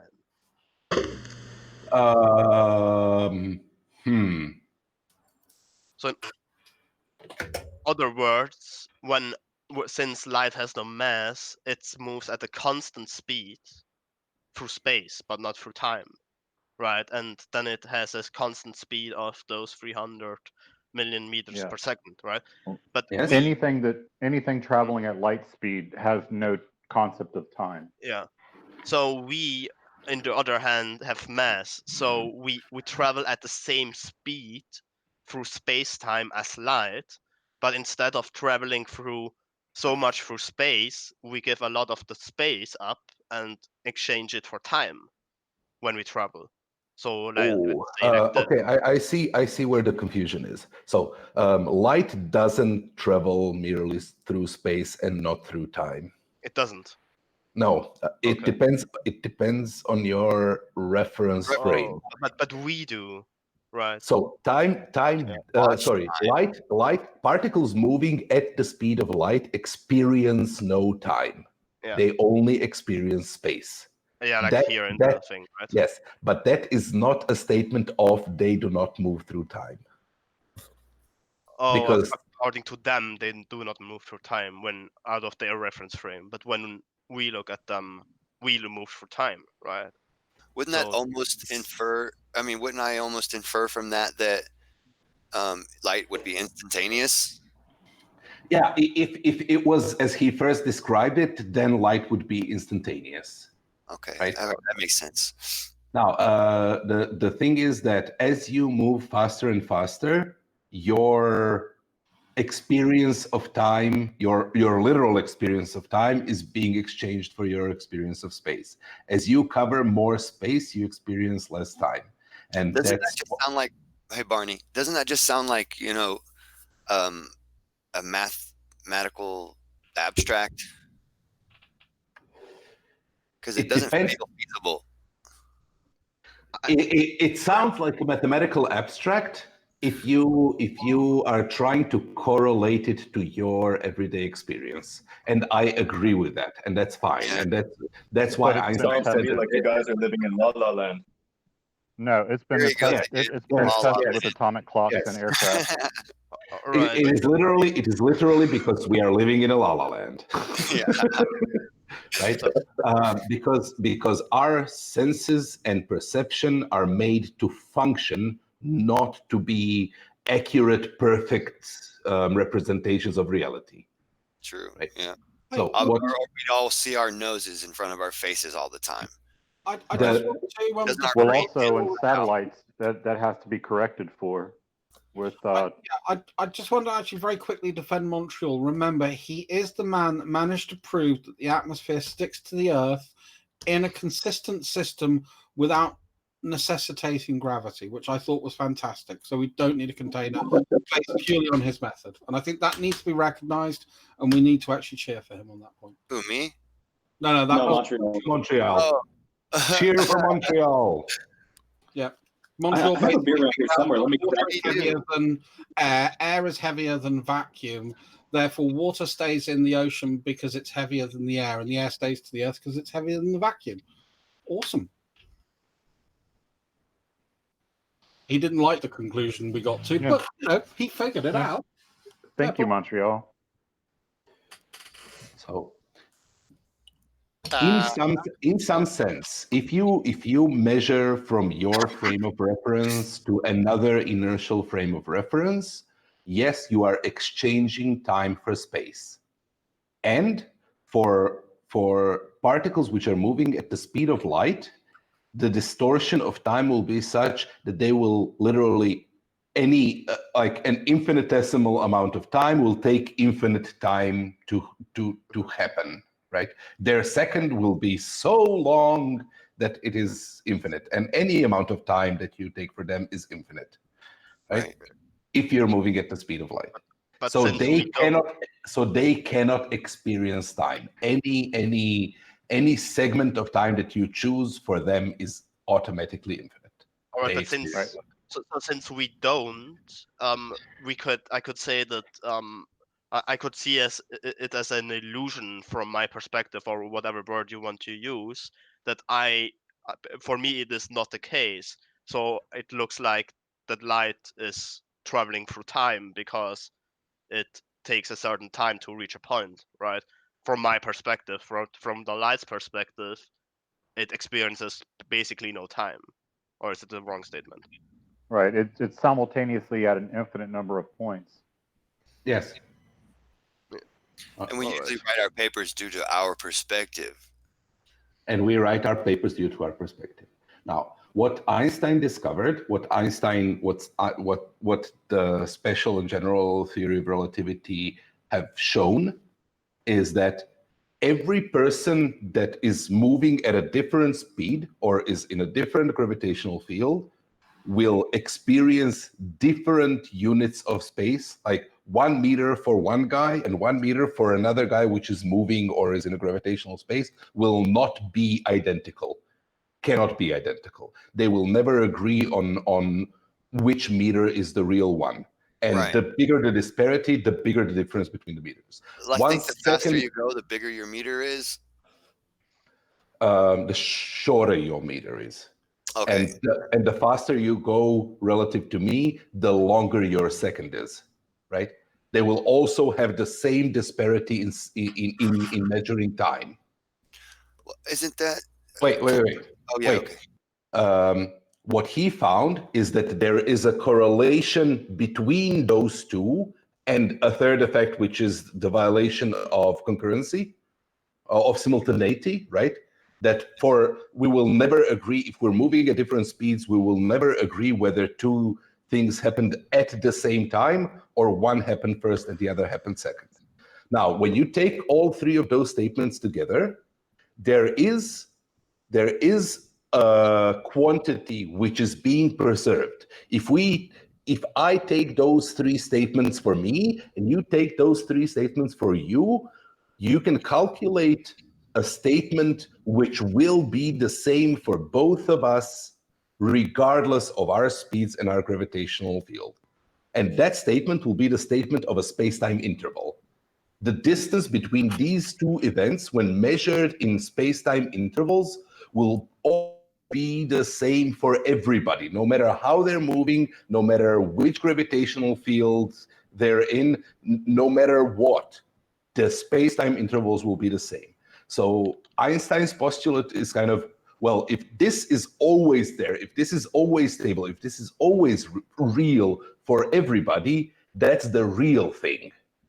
And everything that is subject to your point of view, to your frame of reference, to your individual understanding and measurement that disagrees with everybody else, those things are just apparent and dependent on your frame of reference. So space-time intervals are real. Meters and seconds or space-time is real, space and time are just kind of emergent from our perspective on space-time, right? I hope that clears. That cleared up what I was going to say. I appreciate it. Oh, and I saw an example of muons experiencing the effect of space, literally like squishing together or whatever word I want to use. Like I have to find it again, but there are muons coming from I don't know, from space and crashing into our atmosphere to the ground, and there was a problem with muons. And they decay so rapidly that by the time they're created in the ionosphere to the time that they hit Earth, if we measured it in hour seconds, they couldn't live that long. All of them would dissipate.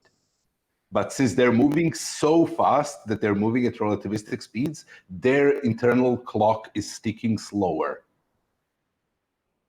So they have enough time. From our perspective, their clock is ticking slower, so they have enough time to hit the Earth. From their perspective, the Earth and the atmosphere and everything is squished in the direction of their motion, so they actually have a lot less space to go through and can do it in their proper time. Yeah, like that's one of those things I probably wouldn't believe if there wasn't evidence for it. I would be like, nope, you're wrong. Just like prove it. I know it.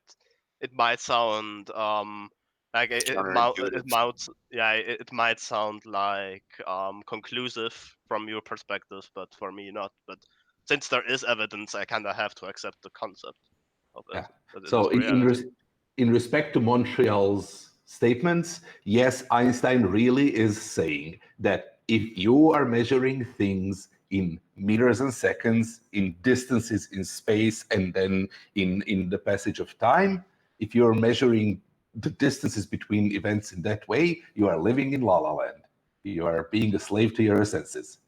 The reality is that we live in space-time where those things are interlinked and connected in a way which cannot be undone. And also, Barney, if you actually thought Montreal said that, no worries. That was me imitating. Montreal is in the live chat, actually, literally saying that.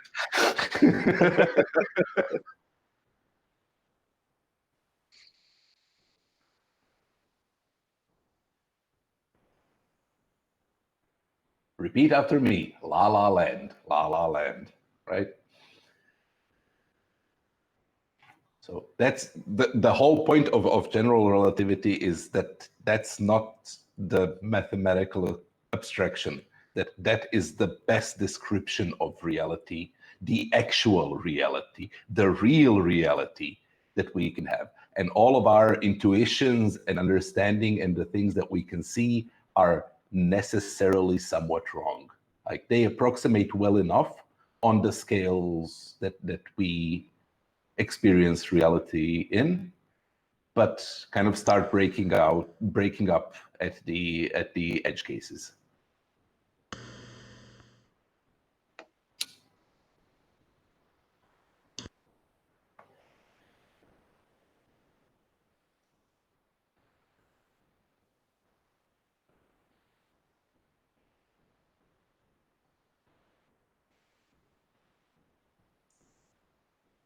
Well, so somebody was asking a question about general relativity that turned into this. Was that question answered, or did we just get sidetracked? Which one? Like the thing I asked or something? I think the thing that you asked, the one with timeless particles. Oh, I think so. I mean, I have to look into the concept again and try to understand it, because like seeing time as another dimension already completely fucks my mind.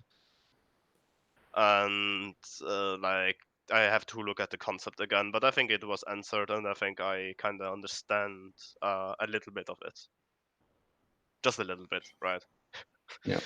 Or maybe I have the illusion of understanding just a slight bit, and probably I don't understand it. So probably it's just Dunning-Kruger at the end. It's a mind fuck whichever way you turn it, right? It's really hard to think about space and time as one thing, right? As one thing.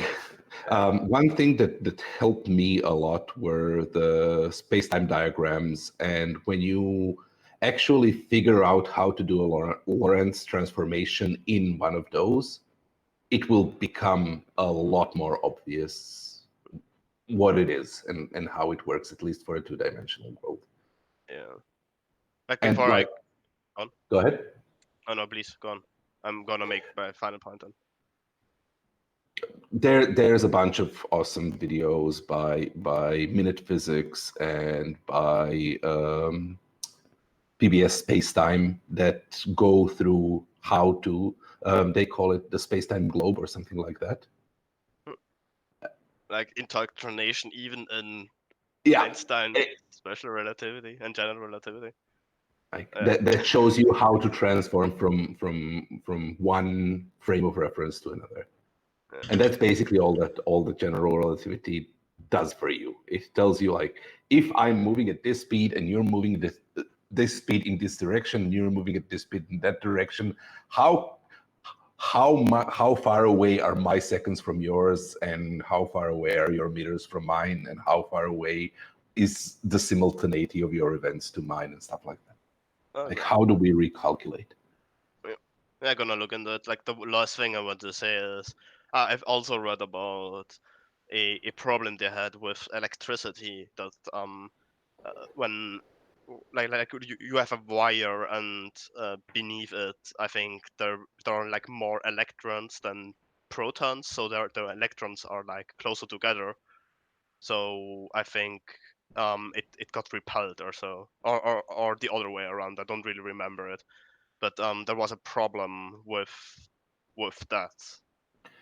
Because of one frame of reference, it worked that the object would be repelled by those wires, creating I think a magnetic field or so.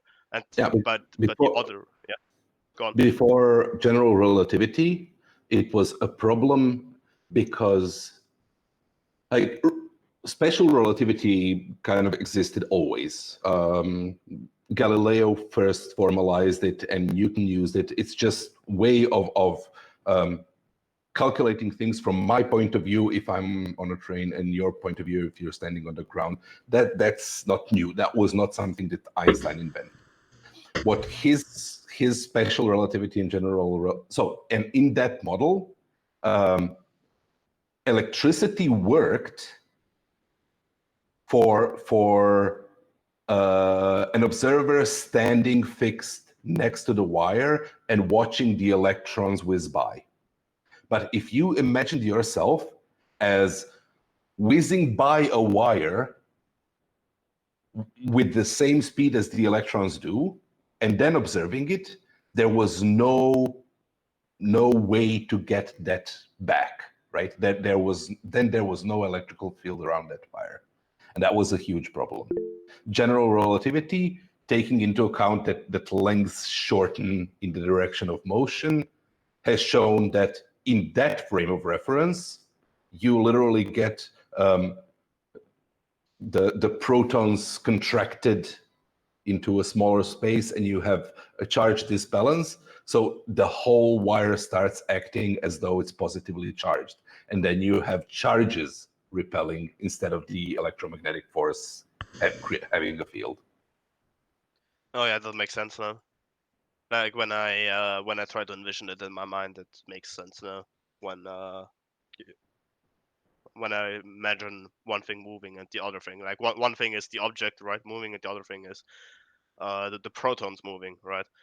And yeah, kind of makes sense now. Thanks very much. I got to go though. Thanks for taking the time to explain those things. No problem. You too.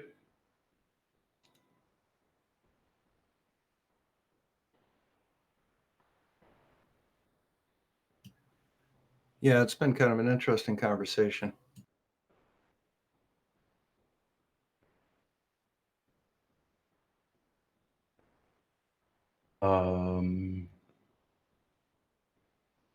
RT96 asked me, how did I first get involved in the debunking science community? I was always a science geek, and I was watching, like following a lot of debate channels, both in science and in philosophy and in woo. And there was the what's it called? Potholer 96. No, what is Potholer's name? Potholer 54, right? That's an awesome channel. Go that if you want to understand critical thinking and how to debunk stuff, that's probably the best channel I can recommend.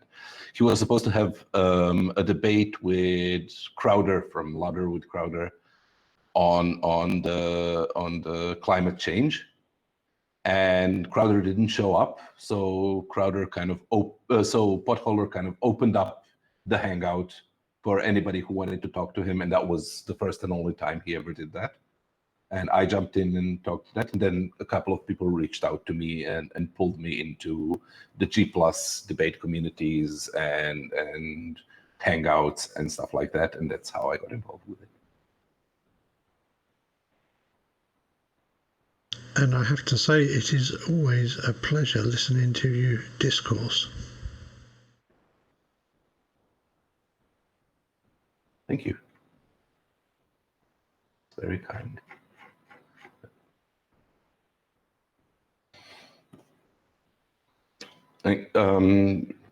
Sean and some other people often try to accuse me of being smart or being knowledgeable or being intelligent, but I'm not. I really don't think of myself as that. I don't think I am.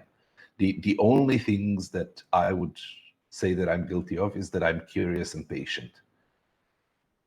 And all of those things, like if you're curious and want to know, then you can read up and watch videos and try to understand and find out. And if you're patient not to rush with your conclusions, intelligence or being smart is how fast you can solve a problem. I'm not that fast at solving problems. I'm just patient enough to see it through, to sit down and work it out and actually come to the conclusion. And that doesn't require too much of intelligence. That just requires patience. Sit down and work it out for yourself. And if you don't get it, be curious and go find out more. Find the things that you don't understand, find the things that don't work. And that's kind of why I very rarely get annoyed by talking to flat earthers and stuff like that. Because if they're just wrong, that does not affect me the least bit.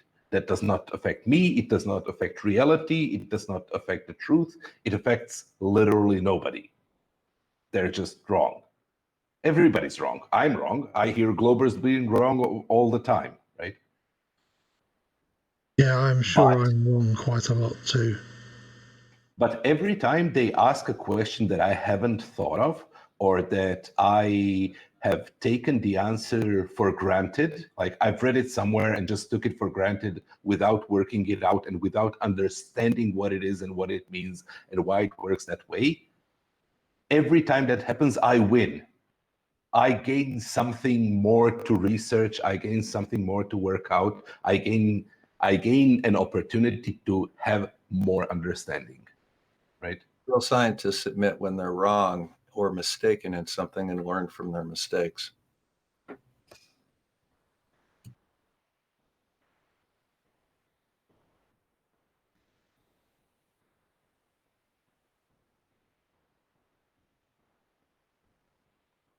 Einstein himself admits that he had the greatest blunder of his life in a couple of his works. He had to put them back in and reevaluate.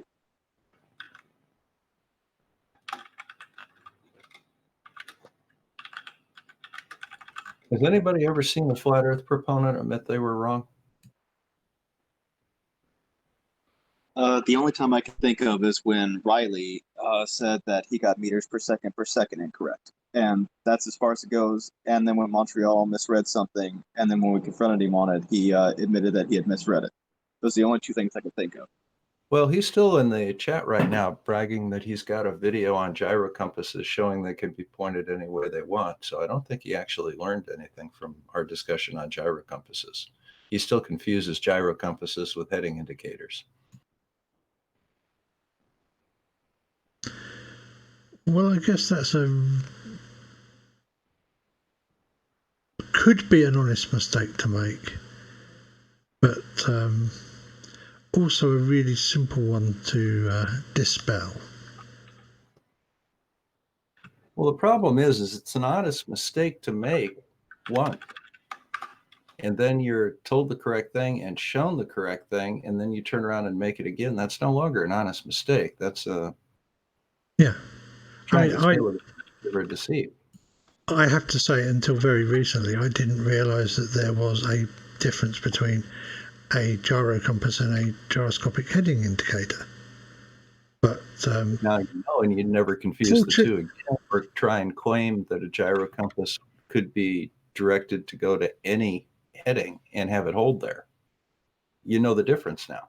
Yes, I know the difference now. So that's good. That's a learning curve, and there's nothing wrong with a learning curve. But once once it's been explained properly, you've learned something, or at least that's the way it's supposed to work. If there is disagreement between you and me, no matter what, one of us is wrong. And if through talking about it, we find out which one of us is wrong, we both win. If I found that you're wrong, then I was right and my position gets confirmed and I win. But if I find out that I'm wrong, I get to not be wrong. I get to correct myself. Yes, and I win. And if I'm wrong, I stop putting out bad information based on being wrong. I go to the correct information because I've learned that. That's the way science works. Yes. And you can even learn that you were both partly wrong and both partly right. Yes, that's true. If we disagree, then at least one of us is wrong. But it's more likely that both of us are wrong to some degree and in some respect.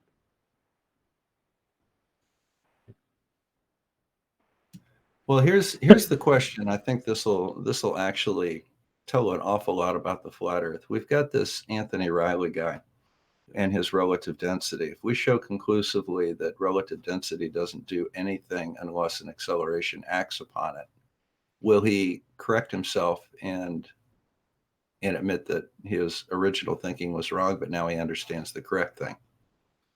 I doubt it. Oh, Charlie does make a comment in the chat. Well, Anthony did eventually admit that he used the wrong Foucault.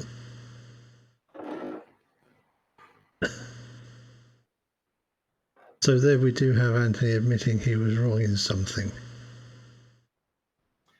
Okay, so Lenny Harry keeps trolling these chats with veganism and yes, Lenny, I actually agree with you. Veganism is the correct ethical, moral, and to some degree health option, and would be the best option for the rest of the world.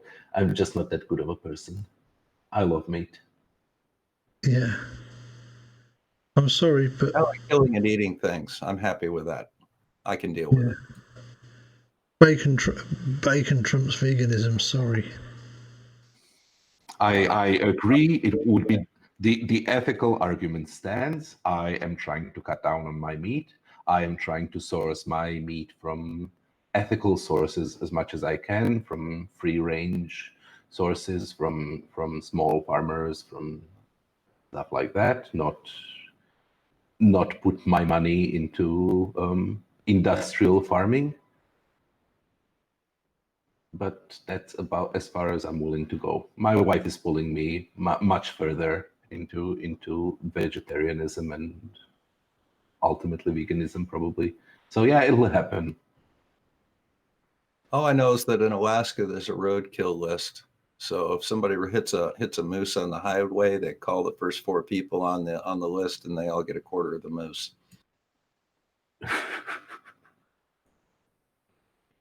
Well, I was talking to Crashes the other day, and in whichever state it is he lives in, if you hit one, you can call up and they'll give you a tag for it.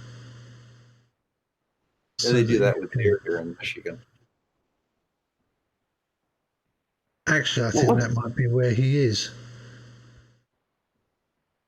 Crashes and Birds, no, he's south of me. I think he's in Indiana.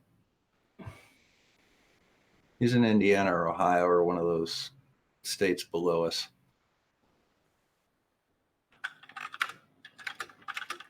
Unfortunately, my memory is not that good. And you have quite a lot of them, don't you? Yeah, 50 plus the District of Columbia and Greenland, if you count that. Then we have commonwealths too, like Guam and Puerto Rico, that aren't states, but are definitely parts of us.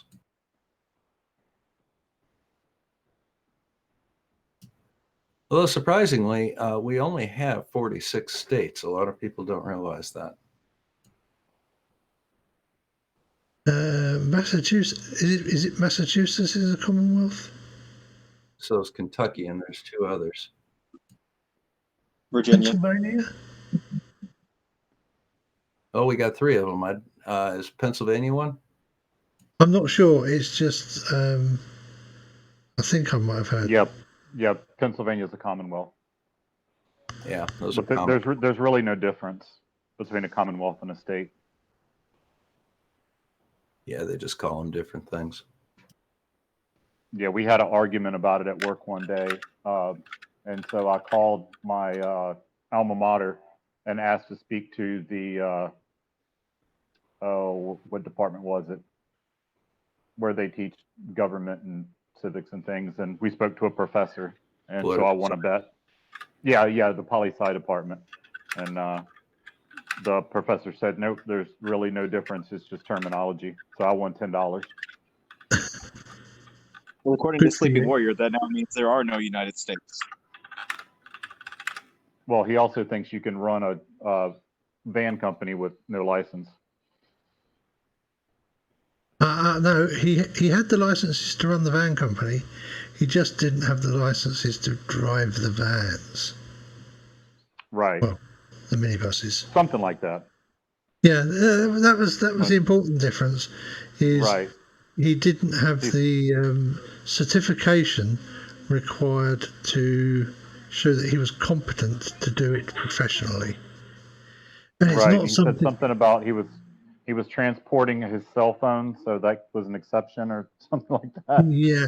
Well, the thing is that actually it's not those sorts of professional competence certificates are pretty new in the UK. It was something that was introduced by European Union legislation. So well, I know typically in the States, say they pull you over because your tags are out of date or your driver's license expired or something like that. Typically, if you take care of it before your court date and you go into court, almost always the judge will dismiss it. And I'm pretty sure would the UK be like that as well? And he just decided to double down. I think he would have. I think had he booked the courses that were required, and gone, yeah, okay, sorry, I'll do something about it. Probably the fine would have been minimal. But I don't know because this is such new legislation and I am not in the transport industry. It's very hard for me to say. Say hello to Grandad.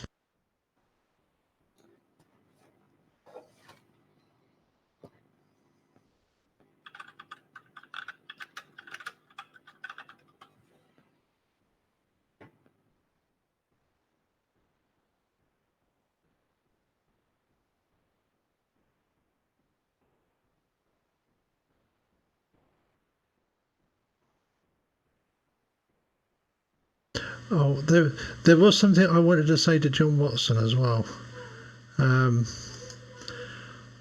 I really must learn the difference. Really must remember the difference in indication on the camera settings between 1/8 of a second and 8 seconds. I've been there. I've done that. You're not the first, and you won't be the last. After leaving the camera taking photographs for 4 hours. Yeah, that's a bummer. Yeah. I always do test shots, quite a few test shots just to make sure I'm actually doing it properly. Because it's it's very important to be stoic with astrophotography, but that's really testing the boundaries of stoicism when you find out you've made that mistake. I thought I had the exposure correctly dialed in, but of course the problem is that on the rear screen it doesn't show up very well anyway when it's dark, does it? So it was like, yep, set it all exactly the same as last time. That should give me a good result. No, because 1/8 of a second, not 8 seconds. Yeah, I'm really quite familiar with my camera and try to travel really light if I'm doing, going out into the middle of nowhere, and just try to take the camera. But if I can, if it's nearby, if it's in the garden, I use a program called what's it called? Backyard EOS. I don't know if you've got a Canon. There's similar things for Nikon as well. So you can control your camera through your laptop, and you can change the screen to red, and you can change all the settings and get preview pictures. It's really handy. Well, I'll have to look into that because I am actually using Canon. Yeah, I mean, I think it accepts most models, and you can use the I think the standard cable that you would download images from your camera. Yes, that straight USB connector. Yeah, I think so. Yeah. Connection, yes. Yeah. You can control the focus, all sorts of things. It's really, really good. It does cost about, I don't know, 15 or 20 quid or something, but it's well worth it. It's really good. Top tip. Yeah, I shall look into it. There was something that popped into my head. People were talking about it before. Where there's various holes in the plot with flat Earth logic, if I use that term broadly, and that if one part of the story falls to bits, it affects everything else, and it's not something that people immediately realize. And one of the beautiful things about science is that it's all intermeshed. Every part affects another part. So you kind of you've gone wrong somewhere if what you're suggesting doesn't fit with X, Y, and Z other concepts. And it reminded me of a really nice quote from Richard Feynman. I think it's from Character of Natural Law or something like that. I can't remember which book it's from. But he says, nature uses only the longest threads to weave her patterns, so that each small piece of her fabric reveals the organization of the entire tapestry. I always thought that was really nice. Yes, that is. So, but yeah, that's what that reminded me of. There's really nice. There's a really nice quote from Feynman about theory, scientific theory, and how you know it's correct or not. Whether it means basically if it matches observation, it's correct, and if it doesn't, it's wrong. Doesn't matter what your name is, how many letters you have behind your name, etc., etc. He puts it much more eloquently than that, obviously. If it doesn't, if your ideas do not match reality, they are not correct. Yeah. Sorry, observed reality. Yeah. But, yeah, I was away for a bit there. I didn't catch what everyone was talking about. But sounded like roadkill when I came back. Yeah, it was just where we should get our meat from. Oh yeah, and the fact that in some places you can, in the US at least, where they have hunting quotas, if you happen to hit a deer, you can get a roadkill tag for it, so that you can legally take it and butcher it and use the meat. Yeah, have you heard? This must be a UK thing, but there's a big campaign at the moment to make crows, the bird crows, a protected species. And well, I can speak on that subject a little bit. All birds are protected in the UK because of EU law. However, Natural England and the equivalent organisations in Scotland and Wales and Northern Ireland issue what they call general public licences each year that allow you to control certain species of birds for various reasons: crop protection, human and or animal health, and a few other reasons. But there has been some problems with them this year because a certain TV personality and his group managed to threaten to take Natural England to court over the way they did the licenses, and they actually pulled them all. So at one point you couldn't actually control. You could all crop control, anything, disease management, everything stopped because they pulled it. That was a certain Mr. Packham. That would be the certain Mr. Packham, yes. I was doing some solar imaging not so long ago, and a crow crapped on the keyboard of my laptop, and to me, that's when you get the rifle out. I don't care what anyone says. Yeah, they can be difficult. I mean, it all depends. We've got a lot of crows around here, and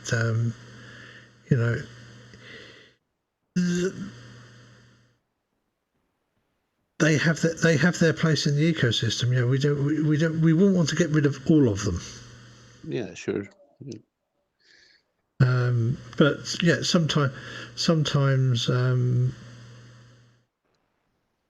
we have problems, and of course there is always a difficulty every year because there are some birds that are on the list that have become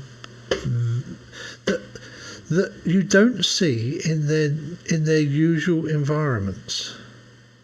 So therefore, they're being classed as at risk, and that's partly for a couple of species of gulls especially. That would seem to be because they've completely changed their habits and moved. Yeah. And so there's very few of them where they used to be on the coast. But there's gazillions of them inland now. Yeah, where there are issues with them. There's a big problem actually. Just recently, there's a.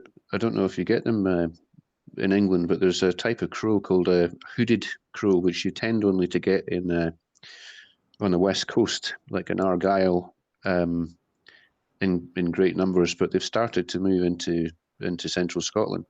They're a big problem for sheep farmers. We've got hoodies here. Yeah, well, you never used to see them here, but they're really bad news during lambing time, and yeah, because they will peck the eyes out of the lambs, won't they?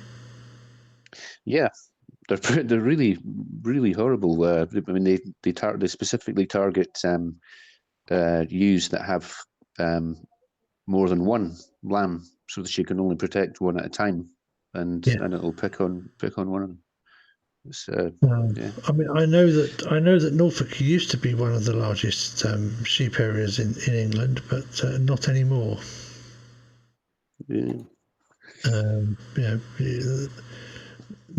Norwich used to be the second city of England at one time because of the sheep industry we had here. Yeah. But that was like 800 years ago. So. But it has changed. But yeah, we get. In fact, the crows. The fact that I just said we have quite a lot of crows around here. Quite a lot of those are actually hooded crows. Right. Anyway, but yeah, I'm still trying to get over Anthony Riley's suggestion that that pressure increases with lateral movement through a fluid. Yeah. Okay. Other than having a go in a swimming pool, I have never dived, but I have swum I have done quite a lot of swimming in a swimming pool, and I've only ever noticed the pressure increasing with depth in the pool, not with swimming from side to side in the pool. You know, my old one of my old diving supervisors used to work. I think it was in Hong Kong, and he was doing work in a very long pipeline. It was so long that they constructed some kind of underwater buggy that they would get in to take them to the job, because it was several hundred meters at the same depth. It sounded horrendous to me. I mean, it's kind of like cave diving for a job. And he did all sorts of stuff like that, and it's just I'd love to see Anthony trying to demonstrate this being an actual thing. I'd actually love it to be correct, because then we could make infinite energy machines. Make what machines? Infinite energy machines. Yeah. We could literally get like if it does, like in that diagram that he has, if at the center of his horizontal pipe the pressure is much higher than at the ends, then you can add a valve there, right? And the pressure being highest there, it would be able to support a much taller column of water. Yeah. So you could put a much taller column of water there, and then have that water overfill and fall into the side ones, and you would get an infinite circulation of water. Yeah, you could make a hydropower, a never-ending hydropower system. Yes. Yeah. Yeah, you're saying about working in pipes. About 15 years ago, we had some torrential downpours in Great Yarmouth, and quite a number of areas got flooded. And it turned out that that one of the main drains actually ran under the River Yare, through where the port is, and over the years it had silted up. And the reason why we had so much flooding near the river was the fact that the water that was draining away was supposed to get pumped to the other side to be removed, and it couldn't be because these pipes were pretty full of sand. And they did actually have to get divers come in and literally dig it out by hand. Yeah, I did that kind of stuff. It's as horrible as it sounds. Yeah, I gathered it might be. I mean, I remember them talking about it because it cost a lot of money to have done, and I can imagine why. Yeah, well, diving contractors charge a lot of money, certainly. But it's not inshore diving. It's not a money spinner. It's for the divers. It's you don't earn. I mean, if you go offshore, certainly you're looking at £500 a day at least. But yeah, I was on. The last hourly rate I was on was at Greenock Cargo Terminal, and it was one of the most dangerous jobs I ever did. It was just fine when I think about it now. And I was on £12.50 an hour. Oh my God! The supervisor was on £15 an hour, and that was kind of average at the time. I mean, I had a friend who was a offshore dive supervisor.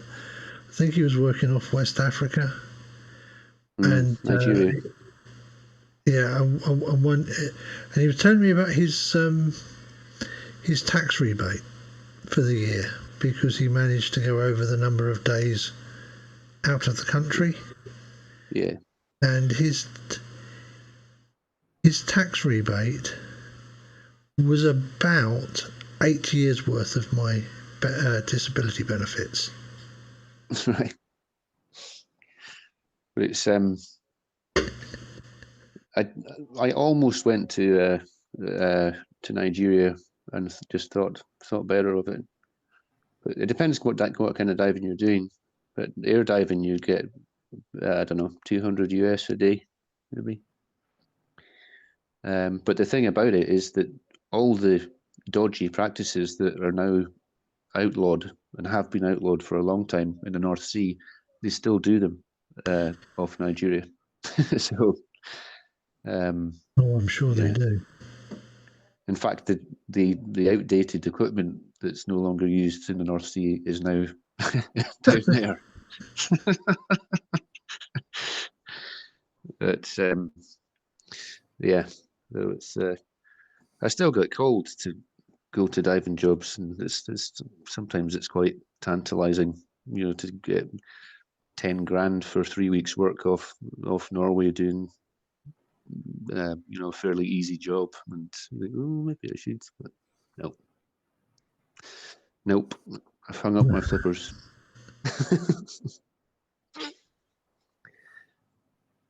But,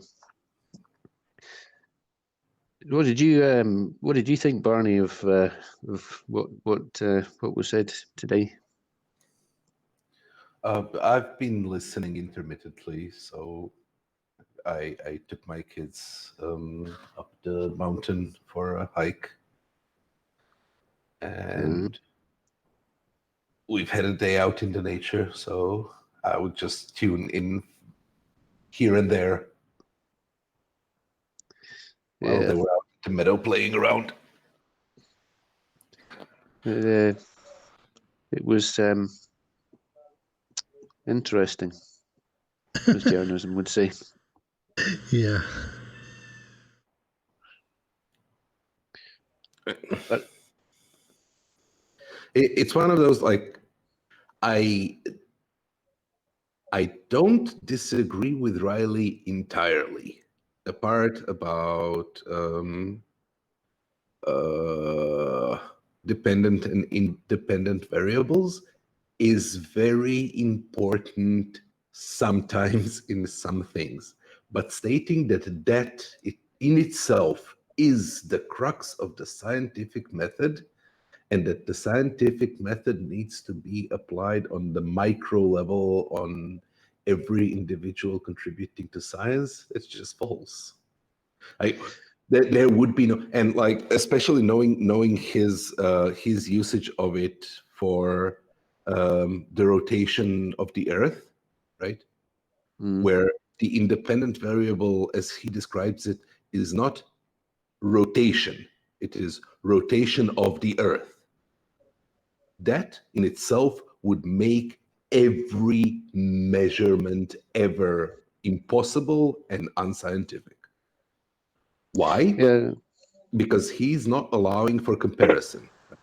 He's not allowing that we can measure, that we can make an instrument that measures rotations of, let's say, a turntable, and then attach it to the Earth to measure the rotation of the Earth. No. You have to be able to vary the rotation of the Earth itself, which is entirely equivalent to stating that you cannot weigh things by comparing them to other weights. No, to weigh things, you need to vary the weight of that thing itself. Otherwise it's invalid. Yeah, it's the insistence that you always have to physically manipulate an independent variable, and if you don't, then it's not a valid scientific experiment. I mean, that's and the insistence that time isn't a variable, which is No, that time isn't an independent variable. Yeah. Those are just semantic arguments. He is choosing to interpret the words in a very specific way that suits his narrative. But like if you deductively go through what those assumptions that he makes about those words mean, like what are the direct, necessary, inescapable consequences of his statements, it would literally mean that there is no science, that there is no measurement, that there is no observation, that everything is just impossible. Yeah. And why would science limit itself in such a way, and how could science exist if, like, because he's making it based on quote mining scientific sources. Yeah. And obviously, I'd really love to see him thoroughly pinned down on my pet hate of the insistence that that gravity can't be thought of as a force because of blah blah blah. That really annoys me. Another thing, like if what he's saying is as he's saying it and as he's describing it, then scientific laws are pseudoscience, because you cannot show the conservation of momentum by varying an independent variable, and you can only show it by measurement, observation, and trying to violate it and seeing that it doesn't allow itself to be violated. Well, that was another big boo-boo that I heard, that he was adamant that that scientific laws are just statements, and that there's no such thing as a scientific law that has any mathematical equations, which isn't obviously isn't true. Yeah. Every scientific law is a statement of a non-changing quantity or a non-changing relationship. That's all they are. Yeah, but they can be that relationship can be displayed in an equation, and often is. That was what I meant. Yes. And that's another part where Newton's formula for gravitation, that's not a scientific theory, because there is no theory behind it. There is no explanation for that gravitation. Einstein isn't saying, well, this is gravity and this affects things in such a way. No, it's a statement of a scientific law. If we have mass and if we have this distance, then we have them in this relationship and they do this. This is what we observe. Yeah, and there was a thing that I think I caught Bob the science guy talking about just before I joined back in, that this constant phenomenon of people, you know, having their arguments patiently debunked by people, and then the next day, Groundhog Day, as if the conversation never happened before, and they pretend that it's never been explained to them. It's hard to deal with that. I know. I've had a rant. I got pissed at the Rumpus the other day on a hangout because of that.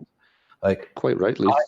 I can fully understand that. That is a thing that makes sense to me, knowing how humans are and how I am about my beliefs. Right? A flat earther can come and explain to me in detail how he thinks that the equilibrium of density, of relative densities, causes things to go down.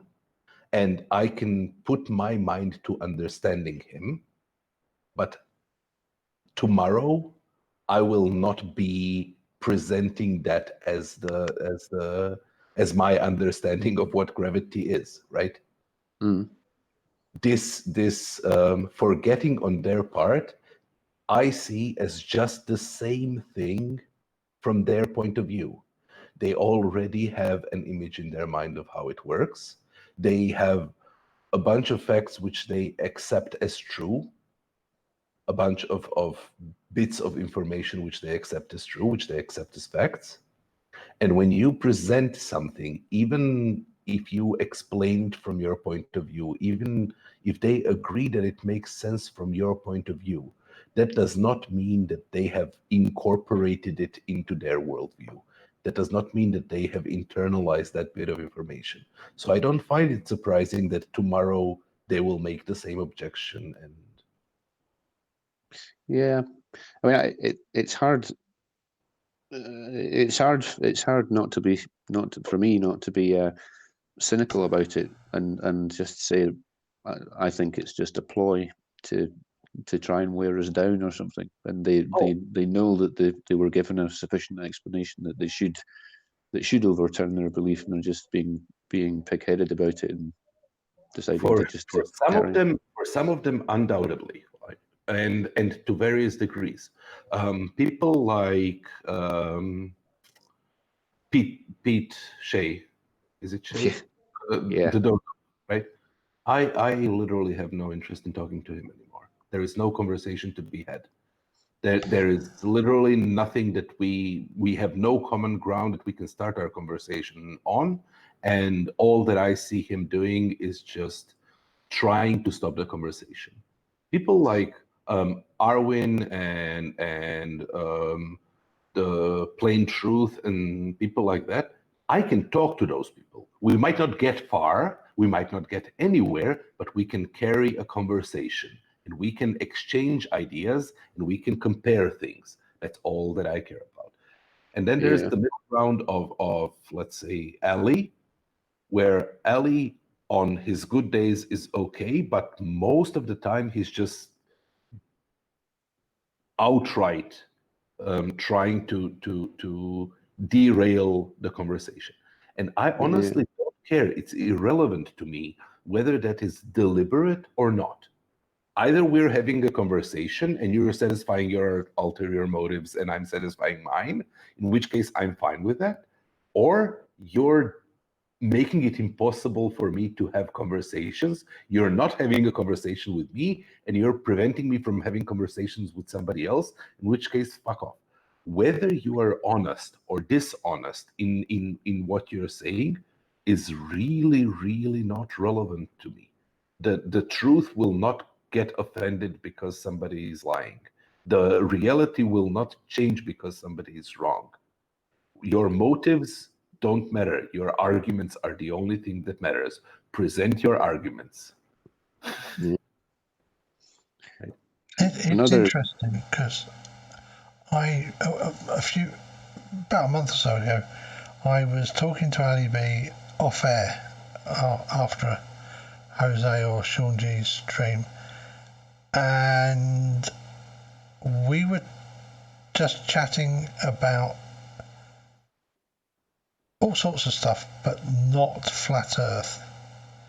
And he seemed like a pretty reasonable guy that you know, if you bumped into him in the pub and you ended up having a chat, would be, you know, quite a reasonable person to have a chat with, and, you know, told an interesting story, and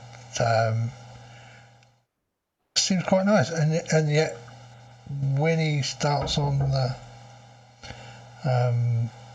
flat Earth, whoa, does he go? Oh yeah. Yeah.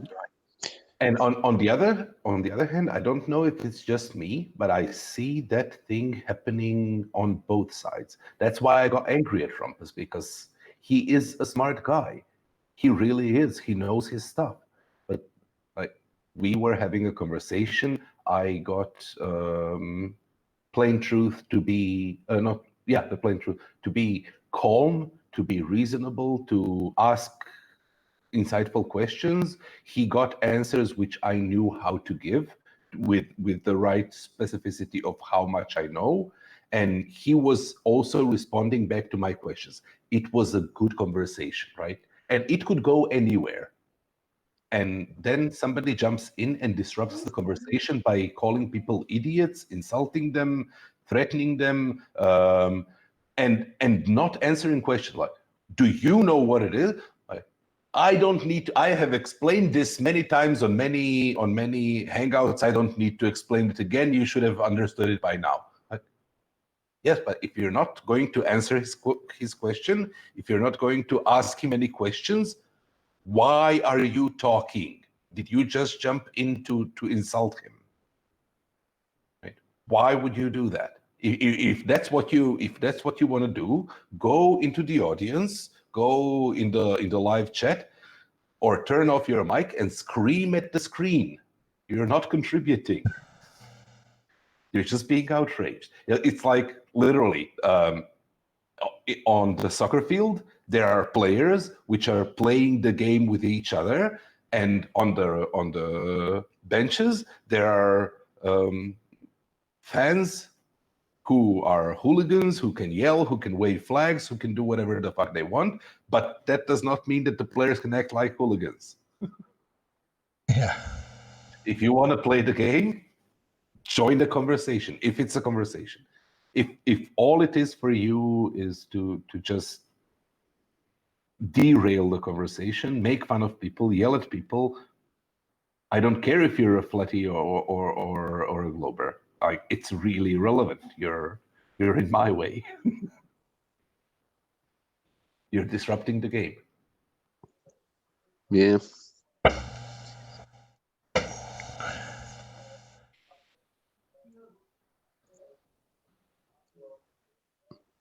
Oh yeah, did you get my message about M87, Barney?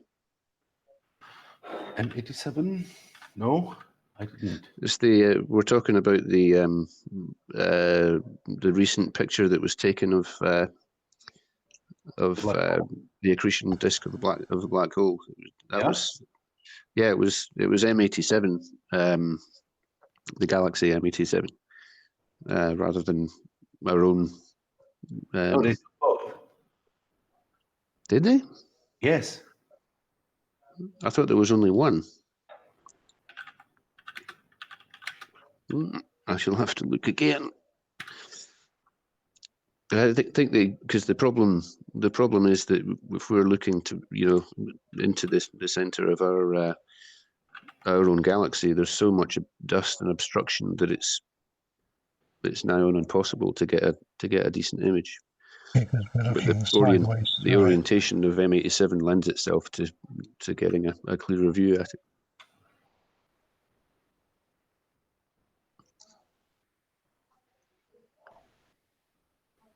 I could be wrong. I was kind of convinced that they do both, but I'll try to find it. And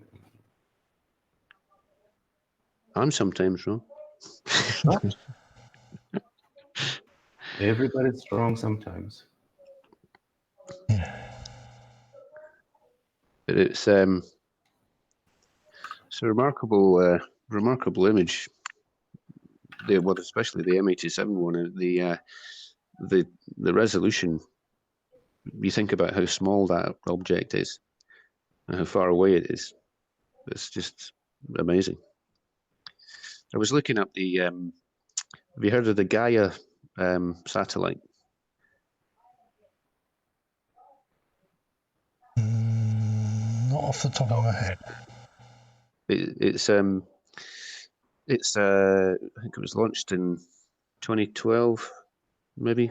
But its job is to update the parallax and proper motion of stars, and it can detect the angular